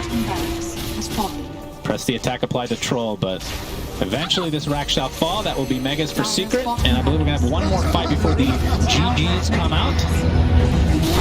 Fight under their tier 3 towers. Matu is getting pretty low, still has the Satanic, of course, and the Enrage. Is going to get tossed, not into Fountain, but into the arms of the Troll Warlord. Fiend's Grip will stop the attacking, and that last right click for Matu is more than enough. Buyback onto the next assassin, but Troll Warlord has absolutely nothing to work with. Still dead for 80 seconds. There we're seeing the duel into the Fountain. He gets it! Unreal! But they still lose, sadly. As the Fountain farming commences. My favorite thing in Dota, of course. It's a great feature. No, this is fine. It's a little like diving here and there, but farming is different than diving. You know what I mean? Farming requires like 2 minutes of time invested into your Fountain. Is there a pro team in Dota that never says GG until the throne falls? I'm sure there's plenty. They actually disconnected. Maybe we have them muted. Because if that is the case, what do you think the public response would be to a team farming that team for 15 minutes in an official game? I mean, people would love it probably. People are sadists. I think so too. They're a mix of sadists.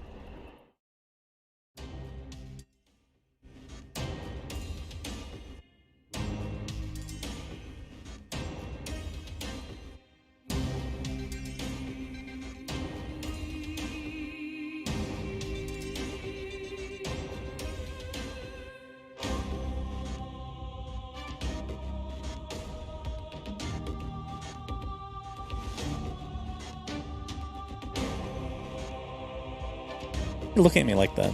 Like what? Can you just stop looking at me like I'm crazy for once? Like, I don't understand what's wrong with you. Anyway, what did you think of this game, Sinner? This is game 1. I'll just look at other people. Hey. You can look at the viewers right here. Chat is flaming us right now for being obese and not obese enough. I'm sure I'm sure that's a perfectly normal thing. Yep. But what did you think of game 1? And are you expecting Gambit to come back game 2? Because we talked about how there's this wildcard factor where you have these 2 players that haven't really played with them, at least not in official matches. And I mean, it came at a time that was really weird. They got into the major, and then the players left, which usually you'd wait after the major. So Interesting choice. Very weird. Yeah. I think great showing from Secret. I think they really justified their first pick Brood in that game. Please stop looking at me. I said the viewers. Go ahead. Hello, viewers. Hello, Sunsfan. No. All right. So Secret did a great job with their Brood. I think Gambit could have done a little bit better with their early mid-game fighting, so I really think that's what they need to work on for game number 2, but let's hear what the panel thinks. Yeah, let's hear what we think. What do we think? We think that this game was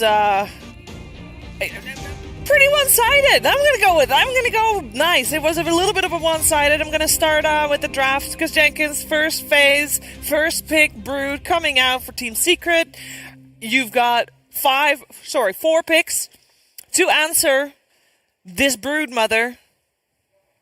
We thought they had somewhat of an answer. Yeah, so the thing with this draft is, like, this is why I love Dota, because, like, you know, I've been spamming the crap out of this brood hero on this patch, and yet you watch a single game and you learn something about the hero that you didn't know before.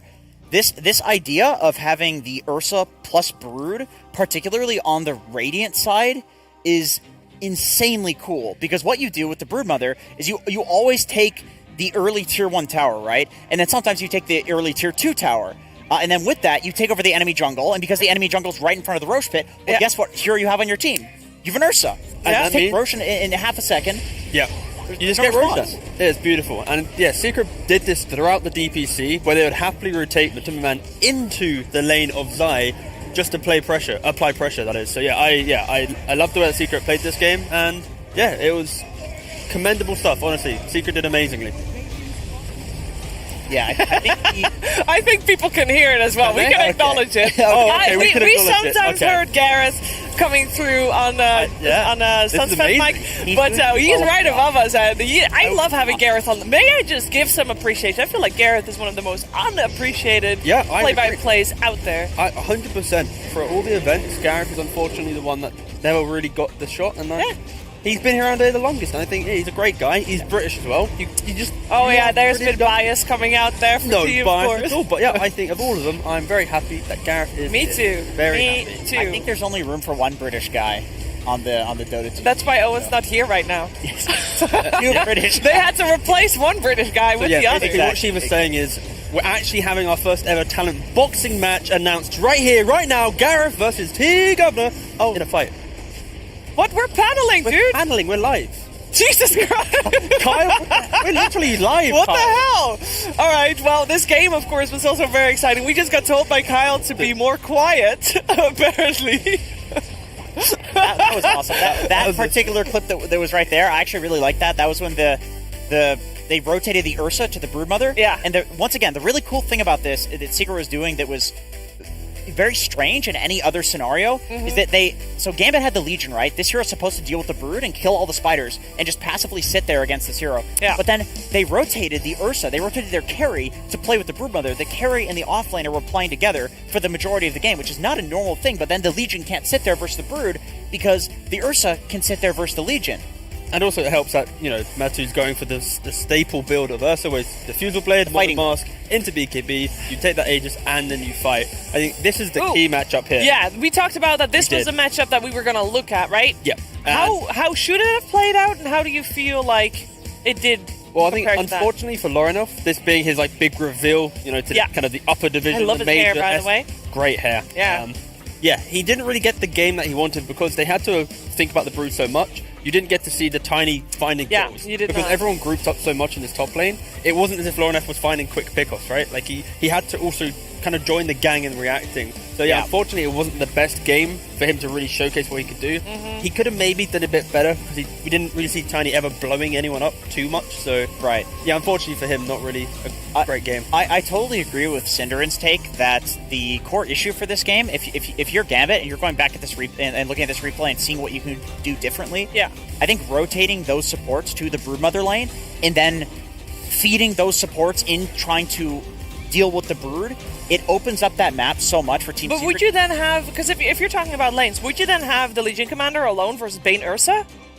I'd actually argue, this is one of those rare times where I honestly hate at the end of the game talking about how the draft was an issue, but in this position, when you're not picking your offlaner to deal with the Brood until your final pick, how many bans were towards Afterlife? Wait a second. We had, on the side of Secret, Mars, Timber, Darkseer, Tide, Axe, so that's 5. And then on their own side, they also still banned out the Mag at the start of the game, which could also potentially be an answer. And this is the key thing here, is when you're reacting to the Brood with a Troll, a hero that can beat in laning phase but doesn't stay in the lane, and then you don't pick a clean hero that instantly takes that area, it's a bit unfortunate where if they did instantly respond with a Mars or a Timber or some of these bigger heroes, it frees up the game for Dream to farm and play his own game, because he's not the only one who has to play there. And if you put the Legion there, you then have to bring the Legion and the Snap and the Nyx. Yeah. Maybe the Tiny comes in. And now we're using all our resources to deal with one Tiny. So yeah, one Broodmother, sorry. One Broodmother, yeah. I was going to say, I thought Tiny was dealt with pretty well. Poor Gambit for this one. I do feel like, they didn't really have much of a shot. Once the first Roshan was out of the way, once that tier 1 tower, once the tier 2 towers died and the outpost was gone, that map control gone means your game's gone. Yeah, Jenkins worded it beautifully. Yeah. The idea that you take this top tower, you park the Ursa in the jungle, the brood webs, like, you walk up into a brood web without a brood alone, you're scared. Now there's a bear there too. Like, yeah, your only counter to the hero gets countered by the bear. Another hero. Right, Yeah. so I think this also speaks to Team Secret playing so disciplined, and I think there were points in the game where Gambit looked undisciplined, and that's the thing. When you're at a deficit of 10k because of that early game with the Broodmother, you have to be incredibly disciplined, otherwise you're gonna lose the game. Yeah. You have to take these fights and basically play them perfectly because you have this disadvantage. Literally, the numbers do not work out in your favor.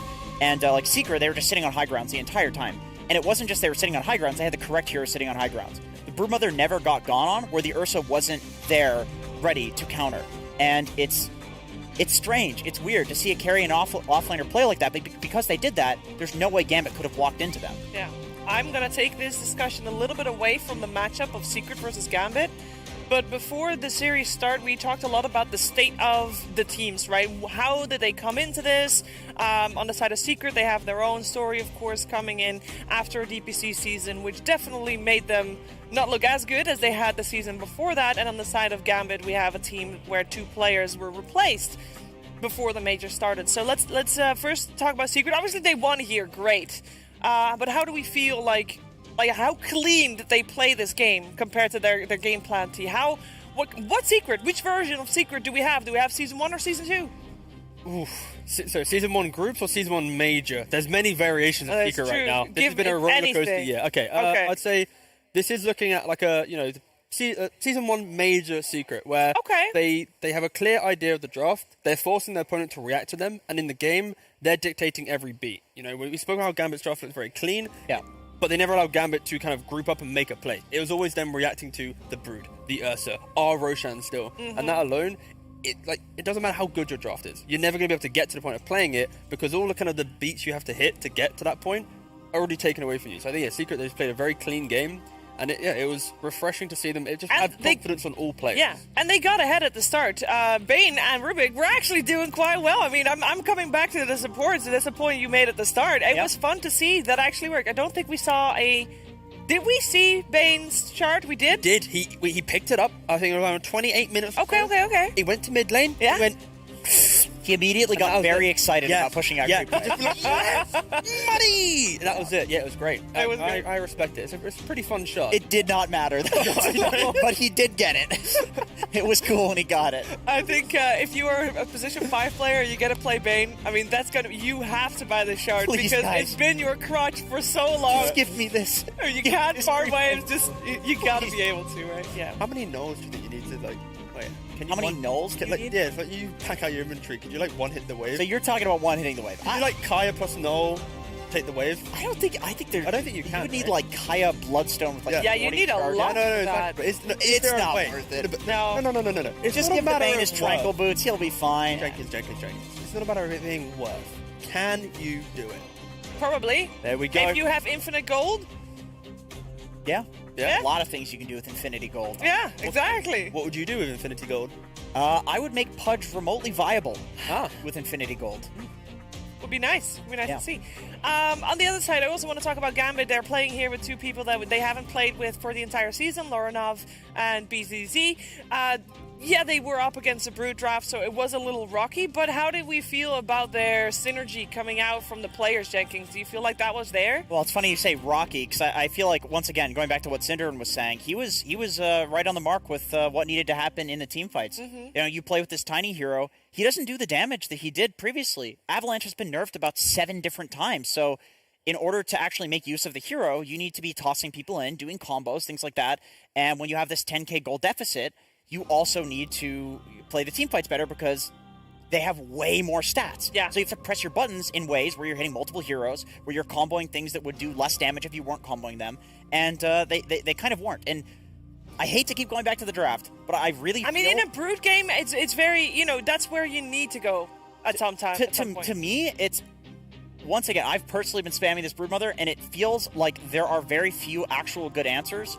Fogged and I were theory crafting backstage, like, what can you do to actually deal with the hero? And it feels like the troll is an answer in the early game, which we saw, was decent in the laning phase. Yeah. But then in the mid game, these... Troll needs time to farm. You can't sit against the Brood the whole time, right? It's not really going to work. To make it simple, you put one support there against the troll, and the Brood's going to kill the troll, which we saw happen a couple of times.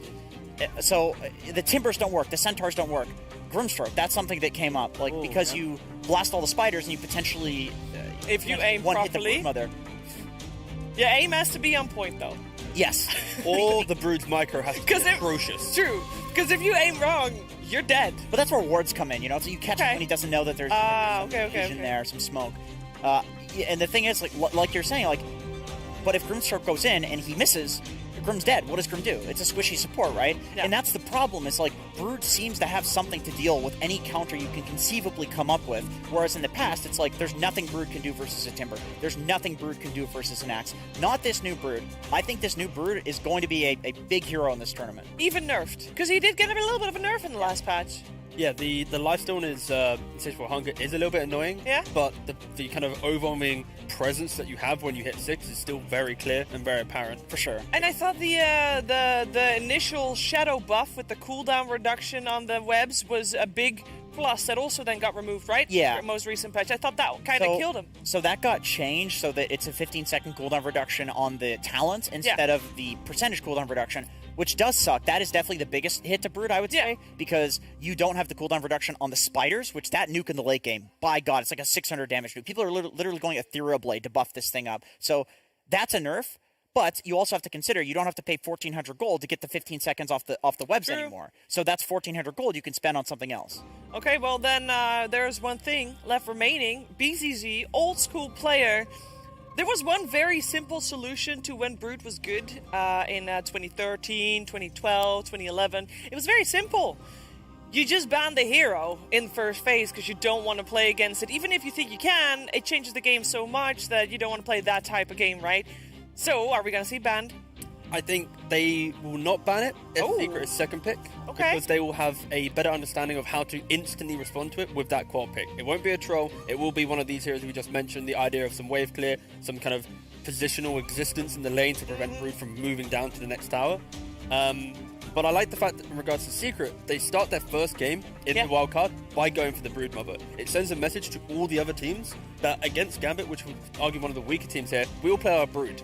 Even if we beat them and then they ban it next game, you have to think about, we might pick a Brood against you now. Yeah. So it's kind of sending a statement for the rest of the wildcard that even if they don't go Brood, it's going to be there. It's going to constantly be in their mind. I know that, you kind of gloss over the fact that you're kind of giving Gambit like an insult there, like a pick against Brood. We can pick first pick Brood against Gambit. Do you think other teams wouldn't let them get away with that? I you think that, like, let's say if they have the same draft, because we didn't necessarily think the draft was that bad, would they've gotten away with it? I think again, Jenkins touched on it. It's the idea that the way that Secret played around it, it beats the ideas that we kind of presented as the reason why Gambit's draft would be good. Secret played into the fact that our weaknesses can become our strengths with positioning. So I don't think it's just kind of if they're comfortable with this strat, it's nothing about kind of disrespecting or showing off. It's just like, we're going to pick it. Your current idea of what the hero does, we're going to change that and beat you with it. So it's kind of like, now they've shown it once, this style of kind of two-man protecting Brood to apply this kind of aggressive control, that probably won't happen again to the kind of 110% effectiveness it had in this very game. But right. It definitely does help that they have the flexibility of putting it carry and offlane as well, because the reason that they could make this such a good offlane Brood game, despite literally first picking it, is because they had the carry position to respond to the Brood counter. So it's one of those things where Team Secret, they are known for this, right? They're known for this flexibility where they will have weird heroes and weird roles. Like Carry Brood's fairly weird, and it lets them have these openings in the draft and these strategies that other teams don't have access to. So I personally think the broodmother's just an insta-ban, but I think even if you're not me and you have this brood bias, I think against Secret, it should be an insta-ban, even if you don't think the hero's that great. You have 2 bans. You have 2 bans, and also 2 bans. Nothing changes Dota. Nothing changes Dota as much as a brood pick. It's like brood, Timber, Meepo. There's Tinker. a small list of heroes. Tinker. Yeah, exactly. Yeah. There is also something that is characteristic for teams. If you think back previous major in Singapore, Liquid first day, they did the same thing over and over and over again. It worked on day 1, right? It worked on day 1. They did really well, but it is the same thing over and over again because it works for them. So I feel like there's a characteristical difference between a team like that has something that works. Alliance do the same thing. Like, they do find something that works and then they do it over and over again. I think Team Secret, they do something that works, think, okay, great, this works. Put it on the shelf, try the next thing that they've come up with. Dumpster, yeah, they... Right? I would like to see, because this is a team that's already at TI. Yeah. So you have 2 options. They can be a bit boring and just keep playing the same thing over and over again, congratulations, or they can keep just doing a little bit more. Long run. So I would imagine that the 2 bans at the start of the game continue, right? The whole time. How cool would it be if you use this major to make sure that every team against you bans a broodmother +1. There's going to be another one, and then you basically get the games handed to you, right? Because everybody has to ban those 2 heroes. That's true. That's good. I think that works beautifully. Yeah. You ban the brood. That's the plan, the long con. Going for TI. That's what they're aiming for. I don't know if people can still hear us. If they can pull that off, I feel like there's going to be enough that changes between now. It's like Brood's got to be in the dumpster. I mean, the whole DPC we saw this year, and it doesn't look like the nerfs did enough. No. You know, so I feel like Brood's going to be the dumpster by TI. Are you happy Brood's like being picked? Do you like watching Brood games, or do you not like watching? I was for the first like 2 weeks of DPC, and then it was because then it was new and shiny. Wow. Yeah. Exciting. Crazy. But okay, I see that. So if before TI, if Brood was to be, exterminated, removed from the game, would you care? No, absolutely not. There's actually a lot of flex heroes that we've been seeing Secret, at least like playing their pubs, where they haven't even touched it or hinted at it in this series. Like the Kunkka, that actually would have been a good solution, decent solution to the Brood, because it's a hero that, and obviously this is coming on the other side, but I'm just saying Kunkka as a hero in general is a good hero. Radiant you can grab the Brood from far away with X, you can cleave the spiders with the Tidebringer, but I would like to. That's the thing with this Team Secret, is that if they have absolutely no pressure on them right now, then maybe it's exactly what you're saying, where it's like, okay, maybe that next hero is Kunkka, maybe it's Hoodwink, maybe it's one of these strange heroes. A Kunkka Rubik second opening? Or they banned out the TA at the start of the game. Maybe they want to try that first phase. We don't know yet who's going to be first pick, who's going to be second pick. We're talking a lot about what Team Secret's going to do in Game 2. What's Gambit going to do in Game 2? Because obviously Game 1 didn't work out. Well, how are they going to adjust here? It's always a hard one, because like we just mentioned, it's a Brood game, and the idea of everything we just analysed is reacting to the Brood, playing into the Brood webs, playing this. So this is kind of like a non-factor game for them, where if we have better pick or we remove Brood, the games will be completely different. Like, we didn't get to see Gambit make any moves, right? They never really grouped up, they never had a good smoke, they never able to play normal Dota. They could never contest Roshan, so we didn't get to see them actually show off what their news 2 players can actually bring to the game. So in that reason alone, I would probably argue that banning Brood simplifies the game to at least get to show off what they're doing. So I think Game 1, coaching perspective, ban the Brood, write it off, and just play a normal game in the second game. Well, the fact that their lower third disappeared makes me think that we're very close to the draft getting started here for game number 2. And I do hope Game comes with a better plan. I wonder if they have some kind of pocket something prepared for this, because this was definitely from Team Secrets, like, hey, we're gonna play this Brood game here. Yeah, it's weird. I think there are equally weird things that Gambit can do. Like you're mentioning, Shiva, like it does matter what order in the draft you're going, where you can actually fit in these kind of cheese picks. See, there you go. Different protector. Oh, okay. Very good. That's a big boy to start the draft. The bans are exactly the same, by the way, as the first time. Okay. Slacks, really hope he's not seeing this. We got a first phase Wind Ranger coming out. Radiant This is good. You like this? Yeah, he did. Slacks is wrong with this. Okay. He's allowed to be wrong. This is like the counter synergy. You okay there? because Timber destroys the tree, and then but then the shackle needs to go to the trees. Oh, so I guess if there is trees, then the Wind Ranger is the counter, and then if you want to destroy the trees, the wind's not there, you can do that with the Timber Saw. So you have options. Timber is technically, and the tree is a 5 tree, seconds so you'll always get the remaining. shackle. Yes, exactly. exactly. Anyway, back to you, Shiver. Yeah, back to you, Shiver. Back to me. Gambit is radiant. Secret's dire. Colors changed around. That's how you can tell. And that's a Morphling. The Morphling picture.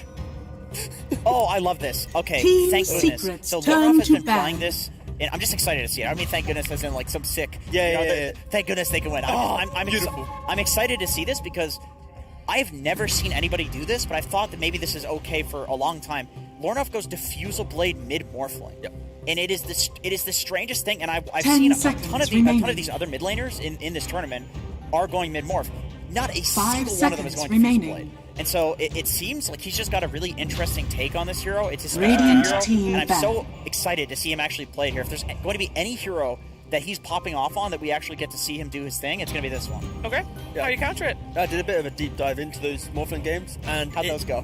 Of 2 games deep. And yeah, pretty much it's more of an indicator that the games he has played, 10 if he's seconds against a Wraith remaining. King or a Timbersaw, one of these mana-intensive heroes, that's when he's buying it. He's not 5 buying it for the seconds novelty remaining. of Diffusal Blade just being a I good see it item. every game with him. So yeah, when I looked at it, it's like 2 or 3 games that he played out of like 4 or 5, and the 3 were because of these like bigger kind of frontlining heroes. So it allows him at like minute 14, 15 when he gets the Diffusal Blade, he's just in the middle of the fight, removing that hero from the game, and then getting to play from there. Of course. I do think Diffusal, just in general, like I think if there's an item of the tournament, it will. Solar Crest is an obvious one. Oof. Everybody's going Solar Crest on basically every single position 5, 3, Team 4, Secrets whatever. It's turn like the to support ban. item. But I think the carry item is Diffusal Blade. We just saw it on Ursa. It's gotten by any Diffusal Blade hero that isn't an Illusion hero. Because it got buffed for everybody else. The stats on it are ridiculous. The cost is ridiculously cheap. So I would love to see it. And against Timbersaw, it's extremely good, like you're mentioning. And like 10 in the first game, seconds you have remaining. a first pick Nyx. In the second game, you have first pick Tree. These aren't heroes. that 5 kind of- seconds maybe remaining. Nyx more, but you don't pick this hero with confidence of it's always gonna have a good game. Like there are counters. Radiant so team Secret back. have responded so well to this tree because Timber Windrunner. This tree's not gonna have a fun time. No, like it's a in fun laning one, phase, you're not yeah. gonna do much. Like of course in the game against Windrunner, the overgrowth is gonna be very good, especially if it's a core Windrunner. That kind of BKB piercing like overgrowth will be disruptive for the Windrunner's gameplay. Team But in terms of Secrets like the turn first to 20 minutes where ban. Secret was dominating in game 1, this tree isn't gonna feel too comfortable. You think it's going to be a niche Windrunner? Because at the moment we are seeing Lina banned, we're seeing Puck banned. I kind of feel like they're targeting mids that do okay against that morph. The main And Yapsor traditionally is the one playing Wind Ranger for the team. The main 10 thing here for Secret seconds is remaining. when they're second pick, they overflex a lot of heroes. They pick 5 2 seconds heroes, like remaining. the 5 and one other hero is like the grounding of their draft. And then they often pick 2 cores that can go anywhere else. So sure, right now this winner could be 4, could be mid, but that's the main that's kind of their draft philosophy. It's always they have options, and Yeah. they could put it mid. I wouldn't be surprised if it is just a 4 Yapsor Windrunner, but it can be anywhere. I have actually heard a lot of mid laners talk about this Wind Ranger being pretty decent against Morph, just because if he's ever low and standing in vision, you can just snipe him when he's like 1 HP. It's one of the easiest. Like Zeus, it's the same thing, right? It's not a hero that can like epically burst the Morphling by any means if he's got huge stat Team lines going, Secrets but turn to it is a pick. hero that you can never be low HP against, and Wind Ranger is the exact same. Yeah. Alright, what can the bans tell us here? Because we have, on the other side, on the side of Team Secret, we're seeing Storm banned out, Leshrac banned out. yeah, I guess that with the Leshrac ban, the 10 answer to that is a seconds PL remaining. ban, right? yeah, Sure. For me too, 5 it's just seconds it's just remaining. like the best not strange, not unmeta hero that deals with the Timbersaw. Okay. You just no matter how farmed a Timbersaw is, you can always actually have an option to kill him with the Leshrac. Batrider is the other Radiant hero that I team see in that exact same Pistol category, Maiden. where basically you are guaranteeing that the Timber will never have a truly Team pop-off game, Secrets which is turn nice. to pick. Timbers, Meneska especially because of the has Aghanim Shard being so good in the late game, Timber's going to still be decent, but forcing the Timber to like you're never going to be totally unkillable, that's a huge plus in a draft. Yeah, and it also allows Secret to play in a style where if they rotate a carry to play with another hero 10 and seconds someone's left on remaining. that island, in this game when you pick Timbersaw, that's the hero that goes in an island. You don't want him to be in 5 matchups where seconds he remaining. alone in a 1v1 can be pressured out that lane and feel like you need to then rotate in. It's like if they're picking the Brood, they're forcing people to react to Brood. If they're picking a Timber, they don't want to then have to think, okay, how are we then getting him into the game properly? These are cool heroes. That is a Morph Willow combo. That's true.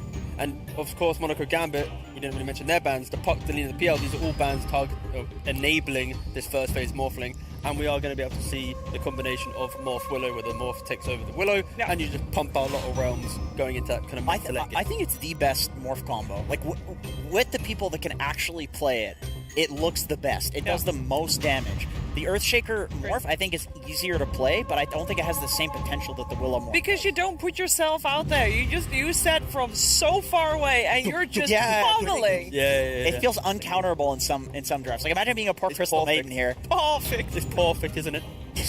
God. Okay, so we have Crystal Maiden coming out. Definitely a bit underpicked, I think, in all the regions, right? Why here? Why now? This is this is like a greedy pick for the fact of farm Radiant efficiency. I feel like when you pick the winner, this is the hero that, like, if Yaptor's playing it, he's played like 5 times in pubs, 4-1. Every game, he's going Maelstrom. See it? No, sorry, the Windrunner. Okay. You do have a 200 attack speed now. I mean, you do. It takes a while. Sounds pretty legit. No. But the idea is the CM is enabling the greediness of how Yaptor plays. Oh, you're right, yeah. Because it's about farm efficiency. So now Timber, Windrunner, these heroes are going to have to play their lane, spam their 5 spells, get to seconds their items a remaining. little bit quicker. And then you're going to have this annoying timing of a core Windrunner playing from the 4 row, and then Puppy, he's just he's a sacrifice. He's going to walk around, he's going to die a couple of times, but yeah, it's just enabling his team to play more. And now Void Spirit, this is what I mean about the draft philosophy of Secret when they're second pick. They're grounded by the 5 and the Timber. But now, the Void can be the carry, the Windrunner can be the 4 or the mid, Like, you don't really know what's happening. And this is so scary against Secret is 1 strong hero, 2 flex going into last pick. It's very hard. It's definitely another hero, too, that abuses the mana coming out from the CM. Yeah. These heroes, the really nice thing about having all of these heroes, Radiant even the team CM herself, banned. is you've got options like you're saying for farming on the map. You've 3 heroes that can just sit in lanes and push, and then you have a CM who can farm the jungle. What's going on? I'm just thinking, like, the elusiveness.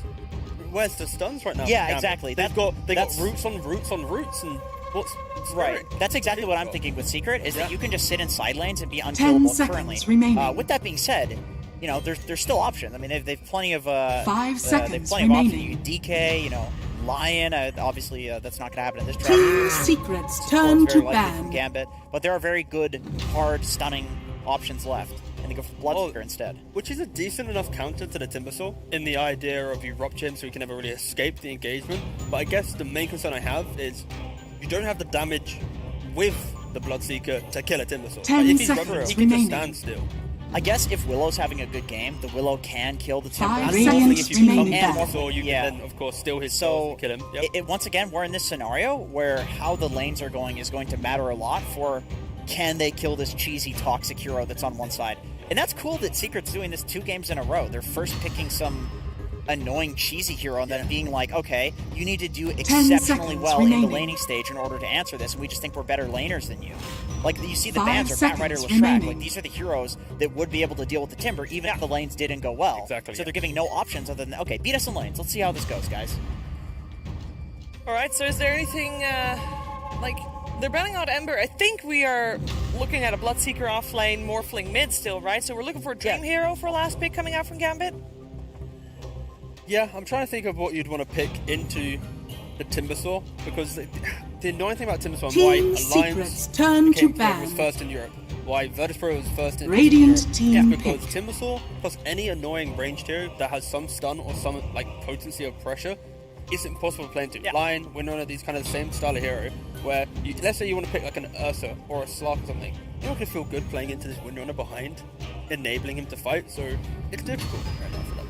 10 So seconds is there remaining. still an option for Wind Ranger to not be for Yapster? 5 Because seconds imagine remaining. Nisha's playing the Void Spirit, so we're looking for a Matu hero, but does Matt, Well, that's the... Is the flexibility Secrets gone? turn The to pick. flexibility is still there, Okay. but realistically, like you said, the Voice Spirit most likely is just mid. Yeah. The winner is most likely just 4. But if there's some curveball pick, they have the ability to move around if needed. But yeah, this is going to be just a carry last pick, most likely.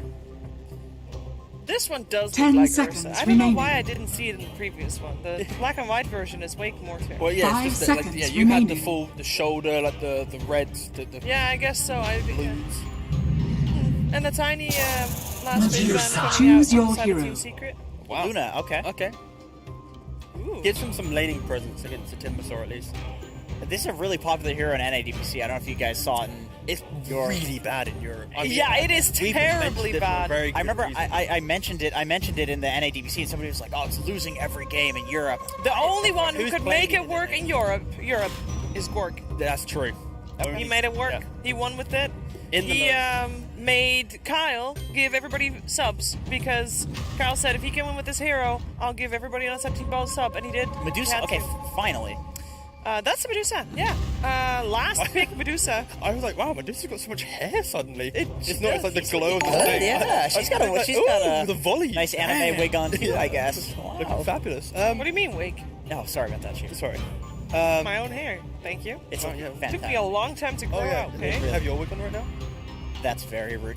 Is there an HR department for WePlay? No. No. You can touch it, yeah. Anyway, yeah. So this Medusa pick, it's actually it's nice. Yeah, you like it? Yeah, I don't mind it. It's the fact that they have so much chaos and noise and potency, and the greediness is now Medusa's going to be a core. Of course, Windrunner in the 4 position will become a core quite quickly with Maelstrom +1. Like going into that game, you're never going to kill this. And early game, you have to be so critical with what fight you take because you can lose fights 4v5 with these heroes. A Timber they can win a lot by Medusa, and that kind of forward positioning will always give Medusa a free game Yeah. to farm. To be fair, fair. if there's any DPS combo that can just plow through the Medusa mana shield, it's More going to Willow. be Morphling Willow. Absolutely. If there's That is so any true. combo, Prepare for it's that battle. one. But they need to get there. They do need to get Like, there, and they don't have very many do stuff here. No, they kind of just like they want to farm. They want to just exist, and They that's hit why creeps. Secret have doubled down on this, right? Yeah. They have all these farmers to punish. Yeah, because how much time do you feel Secret's going to give Gambit? Not much with the Timber. I don't think there's. How many minutes is it to walk to lane? Minute 30. That doesn't a minute 30. I mean, like What? You're playing 260 move speed heroes? Yeah. You playing Clutch? Yeah. Nice. Very good. There's another restart of the lobby, so we got some more time. Oh, of course. Oh, let me stretch the leg. Yeah. What day is it? Is it update day? It could be update day. I don't know. No, what day. Tuesday's high update five day. match. Is it what day is today? Tuesday's That's literally update no day. It's idea. Wednesday. Okay. Today is Wednesday. It's a glorious day to start the wild cards of the AniMajor. By the way, in case you're wondering, yes, 2 teams are the only 2 teams that will move forward from the 6 that are playing today. So a lot at stake. The teams that we have here, I mean, just to keep you up to date, teams that we have here, we got Team Secret that's already guaranteed to make it to TI. So the question is, will they perform at peak performance this Do wild they card care? to make it? Will they care? I guess that's a harsh way of putting it. As They've cared enough Tekken to win. said, for Gambit, they're playing with 2 stand-ins. If they want to make it to TI based on points, they have to come top 6 here at the Major, and that will start making it out of this wildcard group to begin with, which is very, very difficult because this wildcard is absolutely stacked. Yeah, we just on the other stream saw Team Nigma versus Vici. Spoiler alert! Can we spoil the? Who I didn't see who win. I heard the I game think Nigma go. was winning. Yeah, but then Who they knows? lost, right? So Did they lose? I don't know. Did they not lose? Who won? I didn't see the end. We came out here. Spoiler alert! Please Gareth mute. was still. If you want to have the other game not spoiled, mute right now. Well, we don't know. We don't know the results of the game anyway. So I do. Oh, you do? I do. Okay. Vici Gaming won. A Oh. 55-minute game. Enigma of the early pressure, this Lycan pick ripping through them, and then Vici Gaming turned it around and won 55 minutes later. That Void Spirit. Gotta be careful. Poyo-yo-yo. Did I do one more too many? So yeah. Poyo-yo. Poyo-yo Void. Yeah, I like that. Yo. That's good. So yeah, Secret winning here. Yeah. Vici Gaming winning there. On the other stream. Yes.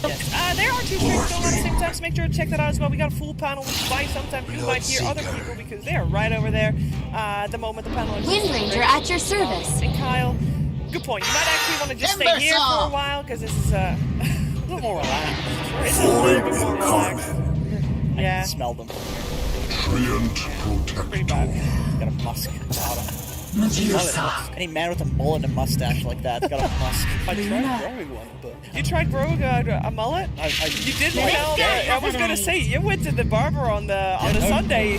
He's like, oh. no, thank you. But I think That barber actually asked me if I wanted a mullet, and I said yes, and then he vetoed it, expecting me to say no. And he's like, "Oh my god, this guy is actually just gonna let me do this." And then he said, he had finesse. To be fair, this man hit scissors to start. He didn't care about the clippers. He was there, like the comb. He was measuring from my big ears to my receding hairline. Like he was doing some work. He couldn't add hair though. I just talked to him about Dota for like an hour. 'Cause that's what it took. All right. Speaking of talking about Dota, can we do that for a little bit now as we are almost ready to jump into the game of Gambit vs. Team Secret, game number 2. We have a dress complete. We got pick. Prepare for battle.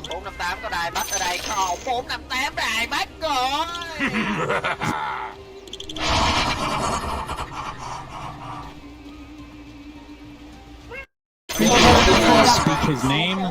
For some reason, people really think that we dislike each other, but we're brothers, you know? Well, in fact, I'm more of his father figure, the obese father that he will become at some point in his life. I'm just trying to help him battle the depression that will come soon, Cinder. But how are you doing?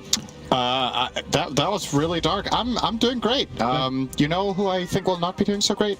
Gambit? Yes, I'm a little bit worried, I have to admit. And the reason is, so I'm mainly going to draw on the last game's experience, right? What we saw. Okay. With what Secret managed to pull off with their early pressure coming out of that off lane, and how Gambit, with a lot of playmaking heroes, didn't really manage to find many opportunities.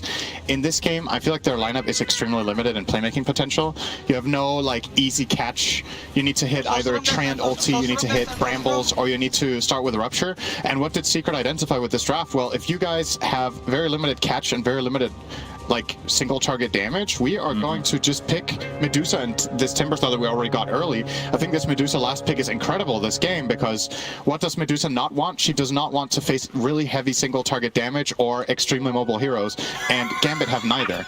Their only real single target is Morph. Bloodseeker does no damage to single target that stands still, and Luna is a spread damage carry. So this Medusa with a couple of items is just going to stand there, get solo crested, and hit stuff. And as Gambit, you're going to have to try to find a way of piercing this defense that Secret will have.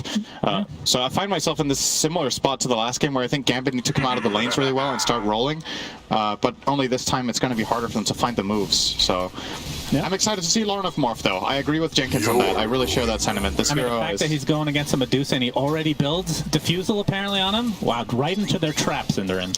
But like, I look at this line for Gambit, you're right, it's a lot more difficult to probably execute in the mid to late game, but I see a lot of pub potential here, right? Obviously they don't have a whole lot of stuns, which is their biggest issue, but you obviously have the Morphling. Once you get Ags, you can turn into Dark Willow for the Shadow Realm as Afterlife, taking a buttload of damage there in the top lane. But in addition, you Blood Rage the Morphling for attack speed with the Shadow Realm. You have Terrorize into Rupture. You get the Ags, double Fear, double Rupture Center. Just think of how good that is. You know what the best lineup in Dota is? What's that? It's Lone Druid? No, it's Warlock, Echo. It's Warlock, Shaker, Darkseer. You vacuum 5-man Fatal Bonds, and then you Echo Slam 5 heroes, and they all die. It is so good. I love that lineup. Yep. It works so often. Just do that, Gambit. Just hit all your spells that are difficult to combo onto a world-class team, and then you're good. So don't worry about it. They're going to do just fine, Cinder, and you'll see. Okay. Decent pressure coming out of Matsu here. He's going to be forced to use his salve. Still sitting on level 1. Interesting that Puppy got level 2 first. I wonder if he found a D ward here or something like that to get that experience. What do you think of the nerfs to Medusa in the last patch? So the Aghanim's got a bit of a retouch there. I think slightly lower stun duration. The talents were worked around a bit. I think that's the biggest difference. Was the 15 easily became the 20 talent. They didn't even change the numbers. It was actually one of the heroes that got nerfed the hardest, in my opinion, just because you moved Medusa's insane timing by 5 levels. Right. And even if you get both of the same talents, they're still worse, because the cooldown reduction for the snake is now 1.5 instead of 3, I believe. It's 1.5 on level 15 instead of 3. Oh, Puppy is mangoing it up. Yep, he sure is. He is hungry. Well, Emergent. Have you ever eaten 3 mangoes in 5 seconds in real life? No, it's really hard. But if you do it, you get magical powers. So it's actually not surprising that he could cast spells there. I bet Ice Frog is done. I have tried. I had to throw up after 1.5. Thank you, Sin. But I did do it in 3 seconds, though, so it did. So you technically ate 1.5 in 3 seconds? It did make Reddit front page, yes. Okay, that's great to hear. I'm glad we're talking about that at the beginning of the game when the laning saves happen. I mean, We haven't cast that's true. We haven't cast in a while. We haven't gone off on tangents. Maybe you could hold that for big team fights, and then as I'm about to call the team fight, you start talking about your mango experience. No, the thing is, Shannon, since we haven't cast together for a very long time, I'm kind of getting adjusted again, and I'm trying to speak your language. So I was thinking, I was being a good boy. If I talk about food and eating fast, I was like, that's true. That's your wheelhouse. You love it. That is true. You bring up obesity as the intro. It's every game so far. It's 2 out of 2. All right, I'm going to stop doing that, I promise. Okay. This game does not count, though. Okay. That makes no sense. By the way, you're enabling me. As Lauren, I was going to take a lot of damage from Nisha. Does have the Fairy Fire available, so still some ways to abuse the Morphling mechanics, as it were. Of course, he does have the water runes coming up soon. Great taunt from the Luna, by the way. That is I think he had to get like level 600 something to get that taunt. Yeah, it was how was it? This taunt was like a joke, right? And then they put it in as the highest taunt you could get. All right, okay, I will go off on this tangent here in just a moment. It's BZZ getting pressured out of lane for now, but perfect, thank you. The players they know that a tangent is coming. Okay. I heard the mango story. They needed it. This is what happens, okay? Okay. So they had this taunt, this cat taunt for Luna originally, and then for some reason they deleted it, right? Because that was like 5 years ago. I think it was considered too bad. Right. So 5 years ago. Then I came out with a taunt tier list, okay? And I had all the taunts ranked, and then the bonus taunt was actually the Luna one. I'm like, if they put this in, they're going to break next year's TI. And lo and behold, the next TI, they put it in, and I did not get a commission. I'm still emailing Valve every week. Understand what happened there. It's obviously some miscommunication. They maybe don't have my email address or something like that. Perhaps it's going to their spam folder, which probably is the case, in fact. But yeah, it's a great taunt. I would put it as the #1 taunt in the game, actually, because it is so bad it's good. So you're saying No Tail is Gaben? Because he doesn't check his email? Just like them, yeah. Nobody reads emails nowadays. It's too Actually, soon. no. So the thing you got to do is you got to tweet. Tweets always get a response. So you should tweet at Valve for the world to see Valve pay me money for something that you made. And then the world will be like, yes, well. Yes. I will continue to not get invited to TI. Yeah. That's a no change. There you go. Perfect. Talk to me about this Treant Protector pick. This was a first 2 pick there. Overall first pick. First pick overall. #1 first pick. Yeah, that's very strange. I don't know. I'm not that big of a fan of picking this hero that early. I feel like it's relatively one-dimensional. A lot of the other supports that you will see picked earlier have more like flexibility. Like you see, what was it? Secret first picked in this game as their support. Their first 2 were, was it Timbersaw Windranger, right? So they had this Windranger who can both be a core and a support, can play in different ways, different itemization. I feel like Treant is pretty. There's just not that much room to. Not that much room for variety, right? You're playing 4 or 5. Either case, you're relatively limited on how much farm you're going to find. You're very defined in the way you play lanes, and I think Treant's biggest weakness as a laner is just Quelling Blade. Like, the fact that literally any hero can buy Quelling Blade, which is cheaper and cheaper every patch at this point, can just start cutting trees, and you use tangos all the time. If Treant can't attack from the trees, he's just not a strong laner. He's slow. Sure, he has good damage, but you can't reach anyone. Right. Then what does it matter? And when you overall first pick it, you make yourself very susceptible to natural counters like the Timbersaw, right? Or something like Bad Rider. Or so I like Treant as a hero when it gets picked late, but the meta right now is often you pick your supports early. So well, what do you think about the... I mean, in terms of the lineup itself, they're lacking stun big time, right? Right. You have Adaptive Strike, which technically is a stun. You have a mini stun on Lucent Beam, but everything else, for the most part, is just roots. Terrorize, I guess you can consider a pseudo stun, but no actual just set, single target stun or AoE stun that will help. I mean, Treant Protector has to be in an amazing position for them to set up anything, pretty much. But I mean, in theory, if they can get the spells up, like you said, they do have good combos. Right, except they don't want to terrorize on Overgrowth because then the heroes aren't running. Right. So if they want to combo that with Rupture, there's like a little bit of an anti-synergy in their lineup where things need to really come together well. But I think the main games that Treant thrives in my opinion, are the ones where the enemy team has very bad pushing power and he can defend the tower forever, which is actually the biggest upside for me in this game for Treant is Secret's tower damage is pretty bad. Timbersaw will usually get the tower at, like, say, 5, 7, 8 minutes or whatever by just brute force. Great line. But if you if you keep living armoring that tower, it takes really long for Zai. So that's the good upside. I like Trent for that part, and I like him when there's a natural synergy with Overgrowth, like Phoenix, right? Where you Overgrowth and you cast Supernova or something like that. Or if it's great living basically Bloodright and Eclipse, right? Yeah, and it is good, but the problem is, again, the matchup that you're facing, right? You have a Void Spirit who's a very mobile hero. He can buy a Yules and get out of your combo pretty much scot-free, or you can buy Force Staffs to counter this, and the enemy 2 cores, both Medusa and Timbersaw, can probably just tank through everything. So you really, really need to make sure Morphling has a good game, and like you said, give him Blood Rage, give him Ags, turn into Willow, and hope that single target damage burst can really get the job done. I mean, that is a huge turning point of the game when he does get that Ag Interceptor. I mean, as Jenkins was talking about, I think that now that Earthshaker has been nerfed and nerfed and nerfed this combo with the Morphling, this is the best combo by far. Like, Dark Willow, Shadow Realm is insane. Blood Rage on top, like, what do you do against it? I mean, it's all single target damage technically, but you do it from afar. You have ridiculous amounts of damage from Morphling already on top of the Shadow Realm, so they technically do have answers to kill Medusa, and like stuns maybe aren't even the best thing against Medusa anyway because she's so slow. She's like a siege tank, so as long as you have like that diffusal on top of the Ags, which I assume he's going to go for, in theory they have ways to kill her.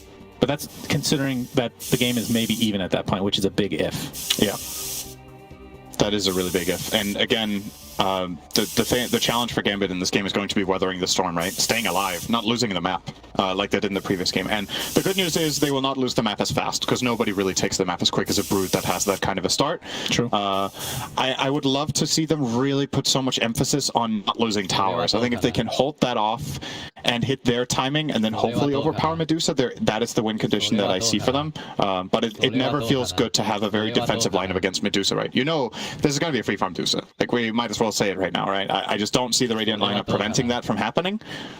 So they need to believe in their ability to control the later portion of the game and being able to beat a farm Medusa. Yeah, and I mean, once you get to that point, though, then you technically do have building damage, right? Medusa will start to be able to be unkillable and just hit them, and then you have Timbersaw probably with that shard, right? Be able to, for sure, whatever the hell that thing's called, flamethrower, something. I think it's flamethrower. Yeah, Secret's damage really kicks in, or tower damage really kicks in at that 20-minute mark. That plus Medusa with 2 items can really start getting the job done, but it does feel like this game is going to be more controlled. I think Gambit will feel less lost, but I think it's going to be really challenging. But they're not going to get run over like the last game. That would be a bit surprising if it goes that one-sided. I might have sounded like that when I talked about the game from the beginning, that I'm worried about them, but it's not because I think they're going to get rolled in 20 minutes. It's because I'm not sure if they can reach their timing in the game where they're stronger. Right. That when their heroes are strong, are they stronger or not? Right.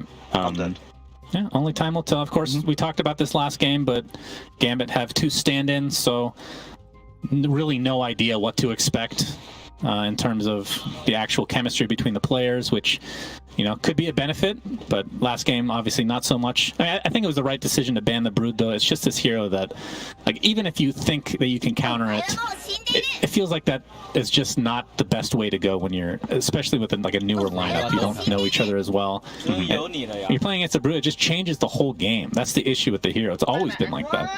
Yeah, and then when Secret couldn't get that, they got the Timbersaw, which is also a hero that just changed the game, right? I mean, 2 bans each first phase. Like that was probably one of the biggest changes that a lot of people didn't talk about when that first became a thing. Was that 2.8 or 2.9 that they did that?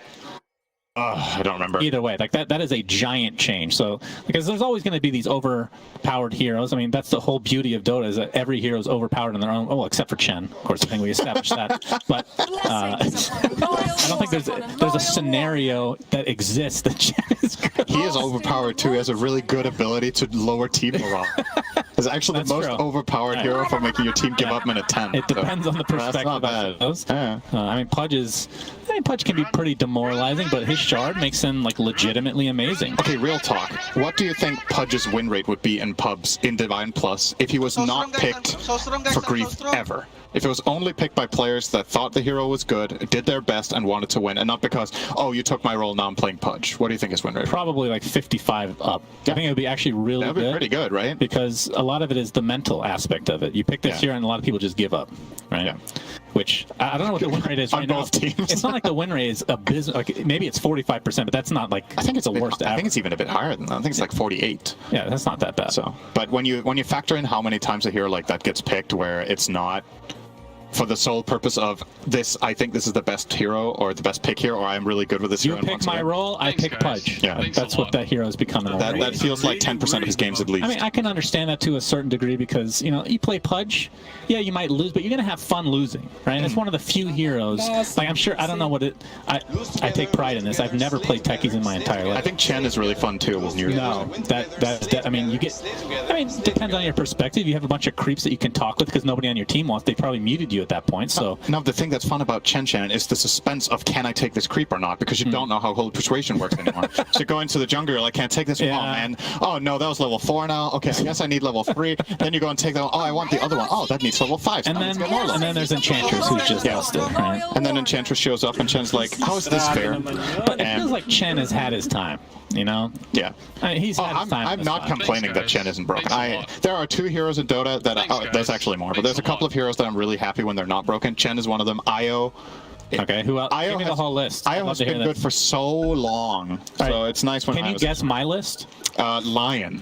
You hate mana drain. Okay, I mean, that's true, but I seem to win every game against Lions. That doesn't really matter. Your list is Arc Warden, Tinker, Techies. Yep. Thank you. You're welcome. Arc Warden especially. I absolutely hate that hero. We're back into the game. Beautiful. What is that spray paint? My goodness. They added that's quite the blue border. Yep. Interesting. Okay. Looking at the CS right now, Luna 25-2 and Medusa 20-6. So Luna off to a pretty good start overall, pressuring Zai right now. Of course, Zai pretty freaking tanky now that he's level 3. And I mean, you talked about this before. I just can't see them killing him. Like in the laning stage. I mean, Bloodseeker is good against Timber, so that's pretty much the reason they picked this hero. When he has to move. Right. That's the... You're in this lane, that's kind of the issue right now. So laning stage is kind of free for Zai, I feel like. Yeah.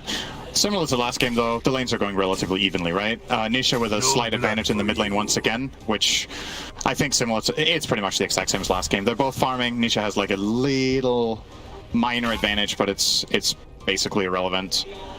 So again, it's going to be what happens in the next 10 minutes. Last game, Secret completely took over the game in the next 10 minutes. I think this time they're not going to be able to do so, but there's going to be slowly building up toward a very big Medusa, and they're going to wait for Timbersaw to hit maybe a Hood +1 item, and then possibly start grouping up for something. They also won't kill Roche this game that easily.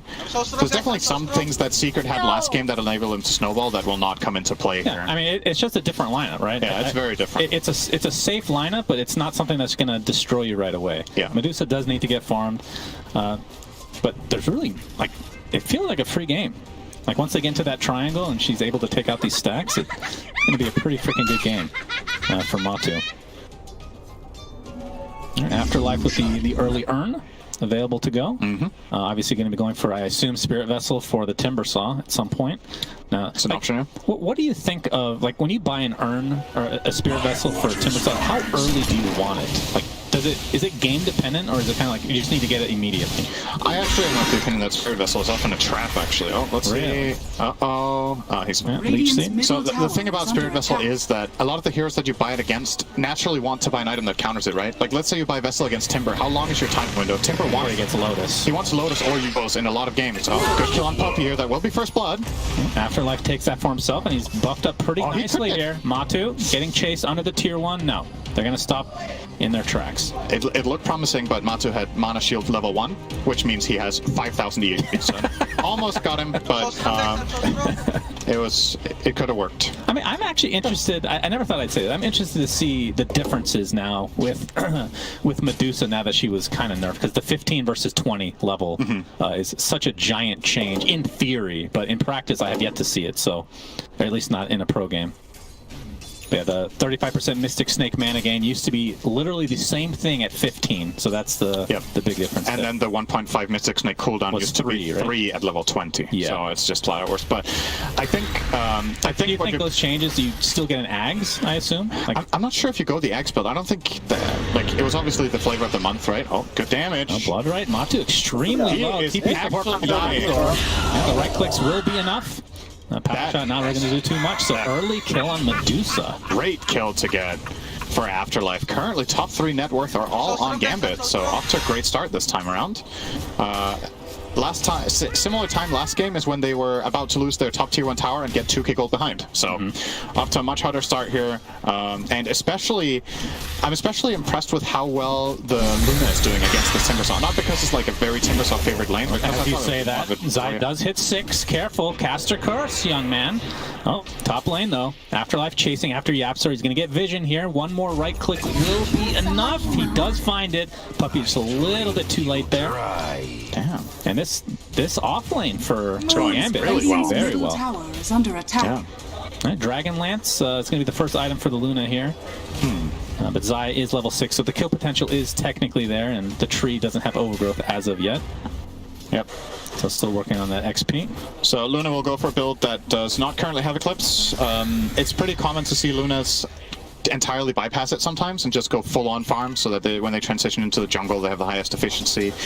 He is getting a couple of value levels in Beam, I think, in order primarily to secure range creeps in this lane. And we'll probably not see him level Beam anymore. He's probably going to max Aura and Glaives and just farm jungle. But there is a possibility if you go these 2 in Beam that you can transition into an Eclipse build if, like, let's imagine they want to pull together that Wombo combo relatively early with Overgrowth, Terrorize, and Eclipse. There is the possibility of doing it, and obviously enables Bloodseeker to find kills where, you rupture someone and we're talking about, well, what if they just don't move? Eclipse can make you move if there's no creeps around.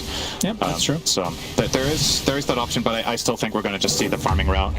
I think Gambit might feel relatively confident that as long as they're farming both Morph and Luna, that could overpower Medusa. Yeah, Lorinov level 9 right now. Of course, he is playing the mid role as Bramble is placed down. But Matu will be able to maneuver himself away. Loving this from Lorinov, by the way. This is one of the biggest strengths of Morphling is, obviously, we talked about the tankiness of Secrets heroes, right? Killing Morphling for Secrets lineup is insanely difficult. Like, they have no immediate silence, they have no instant stuns, they don't have significant bursts. So what's he going to do? He's stealing Medusa stacks. What are you going to do about it? That's huge.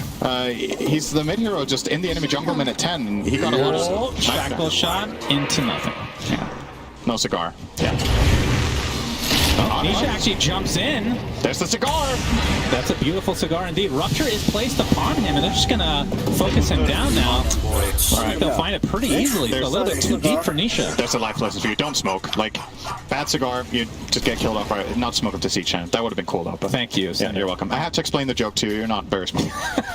That's not very nice to say. So people might think that you don't like me. I don't understand social cues. Is that making fun of chat or me? Radiant's bottom tower is making fun of attack. yourself, perhaps? See, that's what makes a good joke, is that you don't know who's getting insulted. You know, I love talking about jokes that fail horribly and just bringing them up over and over again. So we're going to continue to do that here. Zai cutting the wave a bit here as the siege is alive and well. So only level 1 living armor, by the way. So this is a possible tower take for Zai. I would love to see Gambit actually defend here. I think a lot of the time you just let this tower go. I think they can hold it. Trading for now. They're going to find, pretty easy kill on BZZ, and I think with that they're just going to end up trading the tier 1s. Do you want to call him the rest of the game? No, I think we might get some Reddit threads discussing how inappropriate that is. Why? Because bees are endangered in certain regions of the world. Oh God! Please, no more puns. Cinder, can you just? That's not a pun. Can you that's not a pun. That's a word. All right, it's no more words from you. Now it's okay. No more words from you. I think you've had too much caffeine, perhaps. Maybe I should take whatever you drink. They spiked my water. That's not very fun. They put caffeine in my water. The caffeinated water is a beautiful thing. Americans know all about it. Yeah, that's what I mean. All right, well, Matu. I realized my choice of words there wasn't very good. I meant with caffeine, Chan. Yeah, I understand that, Cinder. I had to explain it again. Yeah. Okay. It's okay. That's fine. Afterlife. I'm interested to see what he buys here. So it is the Atos. So he doesn't go for the Spirit Vessel right away. So Atos for a little bit of catch. I mean, we talked about the lack of stun, so that's a nice catch overall. I forgot to finish off my thought about Vessel from 7 minutes ago. We might get back to that in a second. Let's see if Luna is going to get out. Yep, she will. So the reason I find Vessel to often be a trap is that the heroes you want to buy it against are these heroes that really rely on their region, right? Like the Alchemist or Timbersaw or whatever. But most of these heroes actually have a built-in way or a desire to buy an item that counters Vessel anyway. Let's say Timbersaw he wants to get Lotus or Yule's. Alchemist has his ult that just dispels it, or he could buy the shard as well nowadays. So there's different ways. I find the urn to be really valuable a lot of the time, just because it's like you get it so early and it has such a high impact. But the build up to Vessel is pretty expensive, and once you complete that Vessel with the extra 2k gold, the heroes that usually buy it will get overtaken by the timing of the other defensive item, or maybe you have a time So you're window, saying that Spirit Vessel is just not a good item? I'm not saying that. What you're saying? I'm saying I feel like it gets bought. Like, it used to be bought a lot and be really successful, but I think nowadays the timing window that you have with it feels a little bit too short to me. I see. Even against a hero like Morphling, right? Like, you love to buy Vessel in the past. What does Morphling do? He buys first item Manta, and he gets the Manta when you get the Vessel, and he doesn't feel bad about it because he's like, well, so what just you're bought a saying Vessel. is they need to revert their change of their reverted change with the passive component to the health minus regen. I don't like the passive component. Is there anything that you do like, Cinderin? I like food. Okay, I'm glad. Good food. Now, you're baiting me again. It just no more, please. You asked an honest answer. It was an honest answer. No, that's true. You like appetizers, actually. That's something I really do. I have not had onion rings in a while. Like. I don't know if they have that here, but it's a little too American. Can we get anything that's just mega fried? I'd like to order an onion ring tower to the caster booth, please. All right, we have a Shackle under the creep, along with the Arc Willow. Gets into the Shadow Realm. There's a Nisha Rupture into the Blood Right. Looks like he... Oh, Stonegate will be popped. Aether Remnant does catch him, and they finally finish him off with Lorna coming in as that Morphling. So it's a 1-for-1 support for mid. Shackle Shot does connect. See if they can get out of here, does Gambit. Oh, Whirling Death. Having a little bit of trouble here. He's completely surrounded. Overload's going to be used. And the right click from Lorna doing so much damage into the waveform. He is on a killing spree. 6-2 advantage for Gambit. I mean, we talked about how they had to get off to a decent start, and that's exactly what we're seeing. Gambit's playing great this game. I'm really impressed. Like, it's clear from the draft that both teams have like limited playmaking potentials, and we talked a lot about it from Gambit's perspective that they won't be able to find very many moves, but they're actually really on the front foot this game. They've found multiple setups with the Bloodseeker. I think this is the second or even third kill. I think it's the second kill on the Void Spirit. Yeah, so they kill him twice with Rupture into the Blood Right combo, and just him being unable to disengage. And Secret, obviously, if this Void Spirit is not active, they have a similar problem, right? Like, they don't have much catch either. So both teams with a little bit of a passive approach, but Gambit definitely getting off to a much better start here. It's looking very promising. And Larnoff Morph, just signature hero, really popping off this game. Yeah, what are his items right now? Let's take a gander here. So he is planning on going Manta first. Okay. It could turn into Diffusal follow-up, I think. So the risk with buying Diffusal as the absolute first item is that if you don't find very good fights immediately, you lose out on farm, right? It's not a very farm-efficient item. Oh, I'm going to see a Shackle counter initiation into the Focus Fire. Afterlife's in a lot of trouble. And Zai will help finish off the poor Bloodseeker. It's a big kill. A lot of rotation here from Secret as well. It didn't work the third time in a row. Yeah, I assume Nisha at some point will be going for the Agnum Scepter, so Manta will be very good against the Silence as well. It's also against this Vessel, right? This is exactly what I talked about. We're actually seeing the whole theory in play right now. Void Spirit, you got the Vessel. He is going to have 0 Vessel uses on a Morph that doesn't have Manta. It's already countered, right? So... And that does not mean that the Vessel is bad and not going to have any impact in this game, but it means that a really big part of the appeal is taken away, because now you need to bait the Manta first. Which, in all fairness, isn't that hard. It's definitely that. Well, their heroes aren't the best at doing it, right? Like, what do they have? They have Frostbite that he needs to Manta. There's nothing else, really. There's no, like, strong silence. An incoming Shackle that you can dodge. Sure. Right? If you're fast enough. Absolutely. But then you dodge that Shackle and wait for him out. And then eventually the Ags on the Void Spirit. That is the timing, for sure. All right, well, we'll see a smoke here from Gambit. See if they can find another kill. I mean, we talked about how well the Gambit are doing, and all of a sudden, I mean, not that the net worth is everything to look at, but it's back to essentially even when they had a slight advantage. Right. So Secret just taking better use of the map right now. I mean, it is a Medusa, of course, and there's only so many stacks you can take from her. It's just a matter of time that she'll find that farm. And she does have the Manta and going for Scotty's second item. Just to finally wrap up on the Vessel, so we need to talk about will you stop talking about the skill on that? So, I think it's also important to not just only focus on the hero where you counter the region, right? Like, it's still a damage item. It's good against other heroes. So, like, yeah, the Morph is buying a Manta, but you can still Vessel the Bloodseeker, you can Vessel the Treant, Willow, whatever you go on. And that extra bit of damage does go a long way in the Void Spirit. So it's not like it's going to be total garbage, but, you know, you have to compare it to, we could have had a faster Axe, could have had a Yules maybe, or whatever we wanted against this other team's lineup. We'll see if it pays off. I'm leaning toward Axe probably having been a better choice. Just because of, like the panel talked about, the ability for Secret to fight us 4 while Medusa farms, I think it is riding a lot on this Aghanim Scepter really packing a punch. They're going to try here. I don't think they're going to get anywhere close to pressuring Lauren off, and they won't. Yeah, Terrorize being primed as well. Yeah. The fact that you can cancel that, I feel like, is weird. You know, the Terrorize. The fact that you can see everything, you can hear it, you can see the ground animation before it even goes off. I think if you couldn't cancel it, it should be his talent. Oh, we're going to see the Eclipse popped. Defensive Eclipse. Yeah, looks like that'll save his life here. It wasn't even that scary. It was a level 1 Eclipse with a level 3 Lucent Beam, so not the worst. That is a cooldown down for Secret, or for Gambit, I should say. So Zai does have that Lotus Orb now, so no big surprises in terms of the item department here. Oh, very, very close to somehow stunning him with a Chakram, so I got excited. All right. Bloodseeker's gonna force Nisha back to base. Oh, look at that. 30 attack speed talent taken from Medusa instead of the Mystic Snake. Yeah, he's not going Axe. Yeah, so no Axe. That's cool. I mean, I like this build. I actually think this is the way you should go as Medusa. You should not take the, like in most cases, probably don't take the Snake cooldown and don't go Axe now. I think this change to the timing and everything just makes this, I think, this build more powerful. Like Manta Scotty Butterfly or Satanic or whatever you want. Optional Lincolns if it's a game for that. Optional BKB. Optional Shard. Shard could be interesting here. Actually, Shard is good because it refreshes some of your mana, but it's even better with Axe if you end up getting it, right? It's also form. There's just a couple of good spells here, right, that are going to target you a lot of the time. Like you're going to get Casual Snake out of the Lucent Beam. You're going to get it out of Adaptive Strike, Rupture. Yeah. Even. I mean, I don't think you think about Leech Seed, really. I don't think Train is going to use that on Medusa pretty much ever. And he uses Leech. I'll try to do that in the next fight. Leech Seed is used. Unbelievable. The heal and the slow. That actually sounds like a pretty funny content piece where you, like, find the most boring spells and hype them up as much as possible. Like, instead of it's, like, an insane 5-man black hole. He uses a Tango. Unbelievable. Oh, do you imagine casting like that? I already do, kind of. Yeah. I just pick a random here and go with it.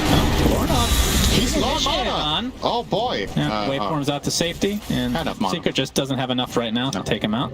Missing a little bit. That was all 5 of them too. Yeah, actually.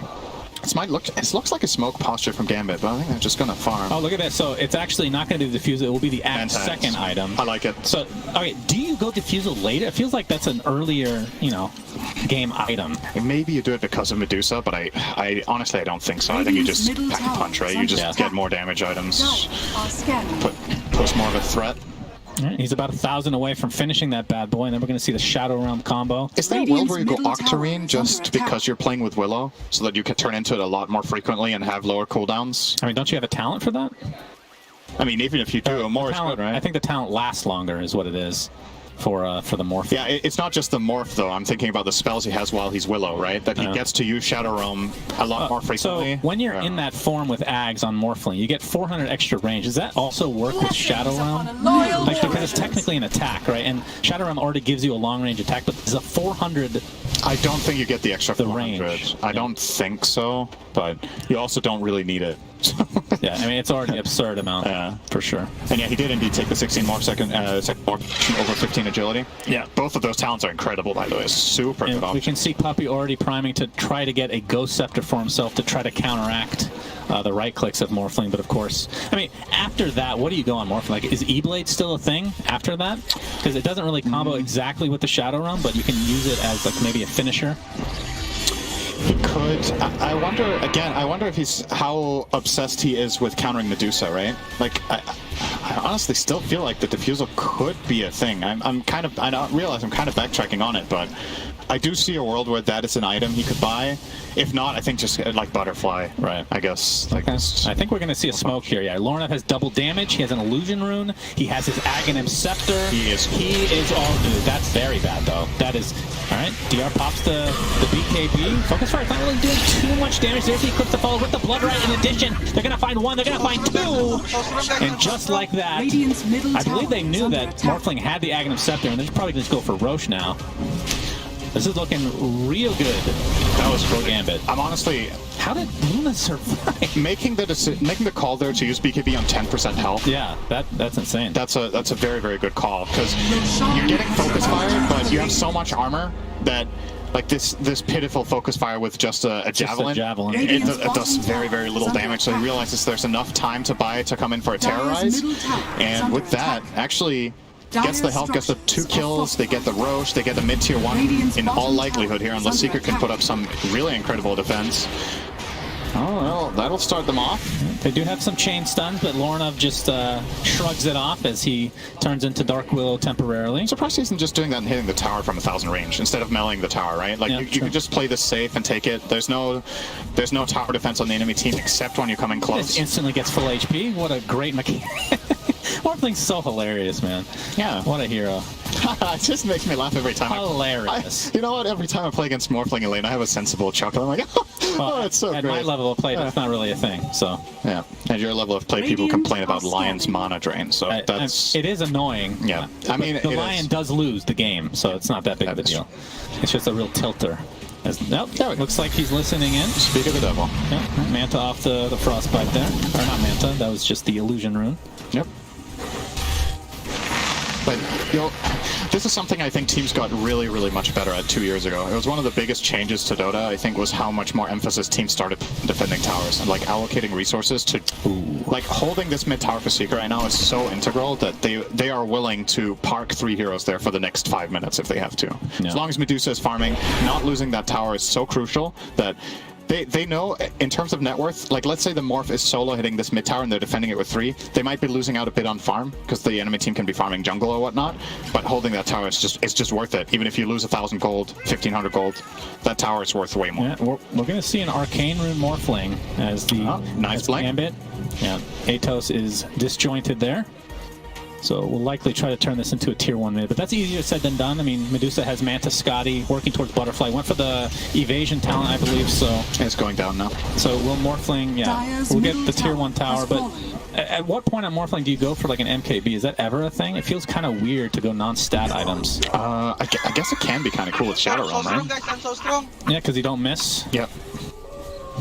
That's kind of what you do for MKB for. Yeah, because Luna is also not really the most typical MKB carrier either. Right. I mean, she was a Divine Rapier carrier, but that doesn't have True Strike anymore. I'm not sure. She's going Aghanim Scepter. It's SNY BKB Dragonlance Ags. Very interesting. Yeah, this is pretty unusual build. I guess what they're thinking is, from the Luna's perspective against Medusa, right? Oh, this is death. Blood Right, Fear, Bedlam, everything, and the kitchen sink throne. Ultra dead. That's Ornisha.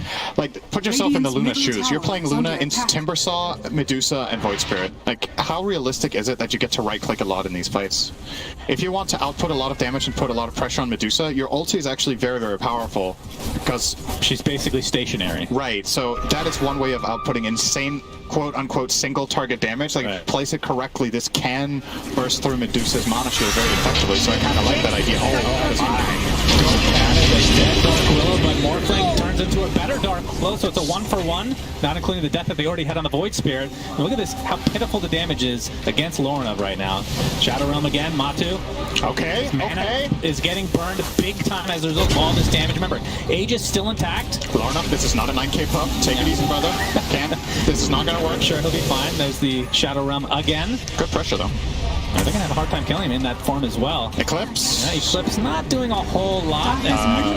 Looks like he might be in some trouble here. Pops the BKB a little bit late, and here comes the Morphling. Trying to apply some more pressure. Again, Nisha dies. That's basically died right after respawning, and now Matu ruptured. Lornov looks like he'll expend the Aegis at the very least. Nope, waveform's away. He'll just leave his tree to die instead. So BZZ ends up going down here, but... All right. I mean, 3k net worth lead for Gambit. They're looking pretty good. The Luna didn't die despite... I mean, it looked like he was going to. And she's very close to Ag. 1,000 away for her, so that's another power spike for Gambit. I wonder if Gambit can get strong enough that they can take over... Enchanted Quiver on Morphling, right? Is that a gimme? What does he have right now? Yeah, this got it. Yeah, you got it. You take so good. You take 400 damage extra. And they're getting everything they want right now. He's going Satanic too, so Bounty. a lot tankier. Has a Dispel. Is that even useful against Frostbite? I mean, that's the beautiful thing about Satanic now, is the fact that it dispels and Blessings upon a loyal warrior. to take Lifestealer, for example, a hero that would not really get Satanic in the past, but being able to just ensure that you can get your BKB off your Rage. Right. Pretty powerful. In many situations, they actually replaced BKB as an item for that reason. Because on many of the carries in the past, you would buy BKB to counter silences. You could just Satanic it off and just stand your ground.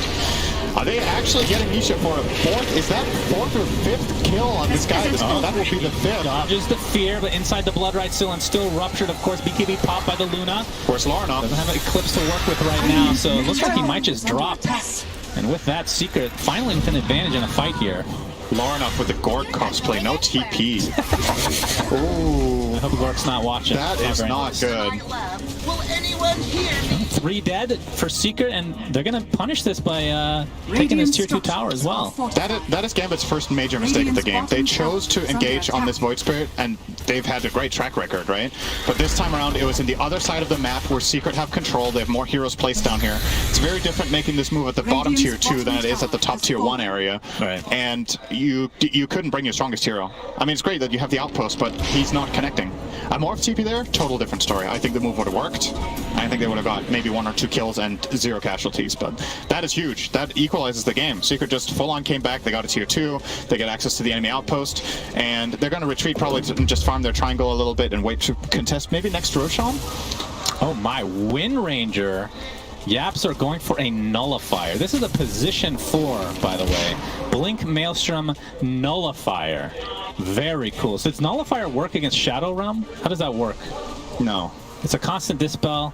You have to do it before. That doesn't work against it if you hit it after. I don't think so. I don't see. The Shadow Realm is undispellable.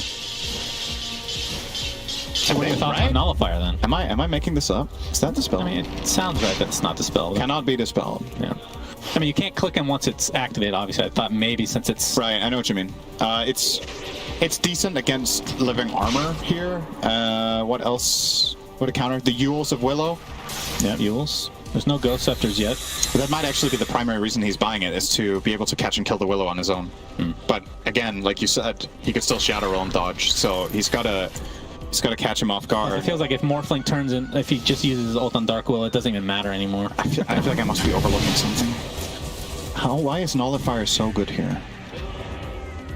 Well, we'll see soon enough. I'm actually interested to see why Nisha is going for Shard very early. I don't know if I've seen that before. As we're going to see the Bramble. BKB popped by Zai, and he's going to... looks like he'll be okay here. Found Afterlife in the meantime. Puppy Yapsor as well as Nisha finding that kill. And Nisha got ruptured again. What do you think? So the Shard, it looks like he's going BKB first, but Shard, in order to, like for the Dissimulate, you get the extra range. So if you're ruptured, you can get extra distance away. It's pretty cool. Yeah, it is just like there's no game where it's bad, right? It's one of those. It's just a super feels good pickup because you can. You can retreat better, you can play better offensively. Right. It just gives you options that you don't usually have on how to play positionings and fights. So I like it. I think he would rather just get it as a Roche kill, right? But I think the writing on the wall right now for Secret is that they're not getting this next Roche unless they find a really good team fight. I mean, that's the other thing. Roche is not super fast for either team, really. Right. They don't have crazy Roche killers. I mean, Morphling hits like a truck, no doubt. But Morph is actually pretty fast when he turns into Willow. You saw last time he had a DD though, so it's a bit unfair to compare maybe, but yeah, one of the best DD heroes in the game for sure. Yeah. It's kind of cool though, because you have like this Luna who's going more for, it feels like a hybrid build, right? It's going E-Blade. Wow. So it's just committing to the all magic damage. That's very interesting, especially considering Morphling for the most part is doing, like, I guess it's more of a mix with the Shadow Realm, but a ton of magic damage himself. Again, I think the logic, it comes back to Medusa, right? Oh, hang on. First crown into the Bramble. Matu's going to tank up a little bit of that as we hear BKB popped. As Nisha ruptured again, and the Shadow Realm Morphling is destroying him along with Puppy. They're going to find the tree, so it's a 2-for-1 to start things out. The buyback now onto the tree and Protector. Zai has the BKB activated, but the right clicks are doing so much work against him. They're going to take it on again with the Shadow Run from Lorinov. The Satanic keeps him very healthy. Matu has to pop the ult to get himself away. Yapzor will not be so lucky. So a 4-for-1 with the buyback under the tree ant. Lorinov is Big fight for Gambit. He's doing so many things right, except that one time he didn't have TP. It's basically been super clean from him. There's a lot of things that are really good there. So first of all, Matu has cooldown on Manta. So when he gets Curse Crowned, which obviously has the extra cast range with the Morph Ags, he is just isolated from the fight. And Lorinov doesn't pursue that kill. He sees something else, immediately goes and snipes out the Void Spirit. He knows he has the mobility and the range to take care of business when he gets ruptured. And just one target to the next to the next. And Secret don't have the solutions right now to take out this Morphling. Who is going MKB now, by the way. Yep. I like it. Like when you look at how the fights are going right now, he's really unchallenged in the game. And thinking back, they first faced this hero and Secret haven't really solved it. And I was all aboard the Secret train in this game for how I thought it was going to go based on game 1, but Gambit have just, now that they're not facing a Brood that's just ruining their game, we get to see how they can really play, and this is good stuff. Yeah, they're definitely looking way better. I mean, would you give them the advantage? I know it's only a 1K net worth lead. They're going to get the second Roche, which is the big Roche. They definitely have the advantage if they get this one, and they will. Who gets the Shard here? Shard currently on Luna. I mean, Luna's is probably better than Morphling, although double adapted strike is pretty freaking good. He's going to see from afar. Matu, very little mana to speak of as he's stuck inside the Bramble now. Zai pops the BKB. They did kill the Dark Willow, and Morphling might be next. He does have the Aegis, though. Luna pops the BKB, and the right clicks looks like they'll be enough, although Matu's very tanky. Finally take him out. And now the chase is on for the rest of Secret. Bloodright won't quite connect. And Satanic is popped to be able to take off that Frostbite. Okay. So I mean, they get Medusa, which is huge, but at the very least, Secret does take out the Aegis. I think, given the circumstances, that's a good fight for Secret. This is a bit concerning, though. Morph is going to bottle up a DD. Yikes. I wonder how Lorinov died the first time, right? So he got caught by a silence from Void Spirit, but he has 2 dispels. Were they both on cooldown? Did he just panic a little bit? Because that should have been possible. The Satanic was used a little bit later. I think, what's the cooldown on Satanic these days? I feel like it's not that low. Yeah, it's not. So he definitely had that, I don't know, maybe something else that I missed. Maybe he got stunned by something, but... Alright, they're gonna try to siege high ground. I like it. They have 40 seconds on Medusa. They have the PB. They still have cheese. They have Solar Crystal. Oh my goodness. Shackle shot onto 2. He has to pop the cheese to stay alive. And Lorinov is destroying these structures right now. He's relatively low as Eclipse is put on the backside. Yapzor has to try to win run away. They're going to dive into the tower now as Nisha pops the BKB to survive. But with that space, they take out an entire set of racks. Very easily done from Gambit. Dude, the waveform attacks targets with Satanic is just so disgusting. He just waveforms through a creep with full HP. Oh my god. Was that what you talked about earlier? Was that when he had the Satanic? I think he only had the lifesteal back then. But when you pop Satanic into it, it's just like... Yeah, it's absurd. So crazy. Alright, 7K lead for Gambit. They take that meme lineup is working. I wouldn't call it a meme, but this does feel like a pub thing where you're like, Morphling, Dark Willow, Bloodseeker, no stun. When I look at drafts and I see an underdog and I feel like this is going to look grim for them and they do well, I'm always happy. Like, I'm always happy to see and be wrong about something like this because, you know, it's easy to write off the underdog team. You feel like they got crushed in game 1 and Secret have a solid idea, but Gambit are just really kicking it up here. They've switched gears, and it's wonderful to see. It gives you hope that they could be able to pull out top 2. Like, getting a draw against Secret is definitely not a bad start. The big challenges also lie ahead. Like, there's two Chinese giants. You're facing Nigma as well. And Execution, who a lot of people probably wrote off a little bit, but might also be very surprising. SCA has been looking very good lately. So the global competition right now, I think, is closer than ever. There's no doubt about that. I mean, before the last major, NA was the only one that was questionable for a lot of people. Well, and South America, I guess, but both turned up in a big way for that major. Trying to do a bit of Lorinov here. Shackle, which is reflected into another Shackle. Very nice. That is one thing that Lorinov doesn't have with his build. He has no status resistance, and a lot of the time on Morph you will see Morph have an SNY or some sort of other, or they will have a hard dispel or whatever. So if he does get caught by these stuns, he is susceptible to getting burst. Now that Satanic obviously doesn't have the status resistance component anymore. These shackle shots do last quite a long time, but I mean, as we mentioned, Secret don't have single target burst, right? At this stage, do you itemize for that still? Like, it feels like getting a Sange into something else is like the last item feels kind of.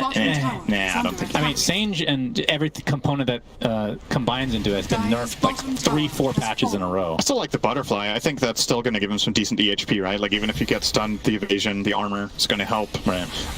Against primarily Medusa, it's not that good against the rest, obviously. Windrunner with. Does she have any True Strike? She doesn't, right?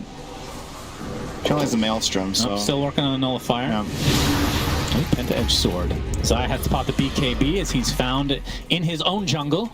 Yep. How dare you be in your own jungle at this stage of the game. Matu did have, obviously, the Butterfly. What is he finishing now? I think he was going for Shard last I checked. Yeah, actually finished the Mjolnir. Very interesting. But the Shard, what do you think of Shard without Ags? Because I'm not saying it's bad, but you're just losing like half the effect, it feels like, you know? I still think it's good. Here. Oh boy, Nisha. If they would have chased, they could have killed him. They might think he just TP'd out, but he actually doesn't have his TP yet. Yeah, they don't have vision of him right now. I like the Shard. I think it's worth picking up. Personally, like you said, it is better with the Scepter, but how else would you spend 1,400 gold right now for the same value, right? So it was Luna that took the Shard from Roche, I believe, right? I do believe. So Lucent Beam now can be used on the ground essentially, and it gives off a couple Moonglaves, I believe, in addition to 325 search radius and hits 2 targets within 500 range of the Lucent Beam and reduces mana cost by 50. Which, with her build, the Moonglave's not that great. Right? She has Timeless Relic. She has Timeless Relic and Ags Eclipse. She hurts. And she's almost 25 as well. Yep. That'll be very nice. As Morphling again taking out a tower. Dire's bottom tower. They just can't deal with this hero. Secret are actually really in trouble. Like, they're not just behind. This is a hard game because it's difficult for them to access the map since their catch is as limited as it is. And if they don't access the map, Gambit are going to end the game with the next Roche most likely, alright? They're going to pressure. Oh, Bramble to start. There's the E-Blade. Okay, not the greatest layering, but there's the Eclipse on top of him. He's still stuck. He popped his ult. He's just getting turned down. 95 seconds. No more Matu. No buyback. Another Rupture on Nisha. It seems to be reserved for him literally every single time. And this will likely be another Rax, if not GG. I mean, they're going to try to force out this buyback that will not come. And they have the building hitters. Unlike last game, we're seeing a lot of more promise here from Gambit. Is there the jump from Nisha? Takes maybe another Rupture applied to him. Now he's going to get rooted on top, and the right click should be more than enough. He's going to have to buy back into the game immediately, but while this space is being created, the racks are being destroyed. And we've seen this story before. Man, there's way too much damage and way too much sustainability from Gambit. Look at Laurenov's inventory. Like, how do you actually kill this guy? He has Manta, BKB, Satanic, and Minotaur.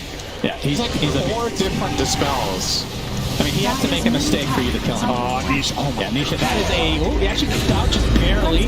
Oh, that's a Bramble connects there. I believe that is the Curse Crown Shard, if I'm not mistaken. Is this going to be Mega Creeps at the very least? 30 seconds. No Matu still. Zai dead for 76. And Laurenov disconnects. He's out. It's over. No, I'm guessing GG's were called. Okay. We might have the players muted or something like that. Yeah, for some reason I was like, that's a power move. I think it's because of the voice lines, actually. I was wondering why we haven't heard any voice lines. Oh, usually people spam the crap out of that. But yeah, I mean, Laurenov on the Morphling, Jenkins brought up the possibility of him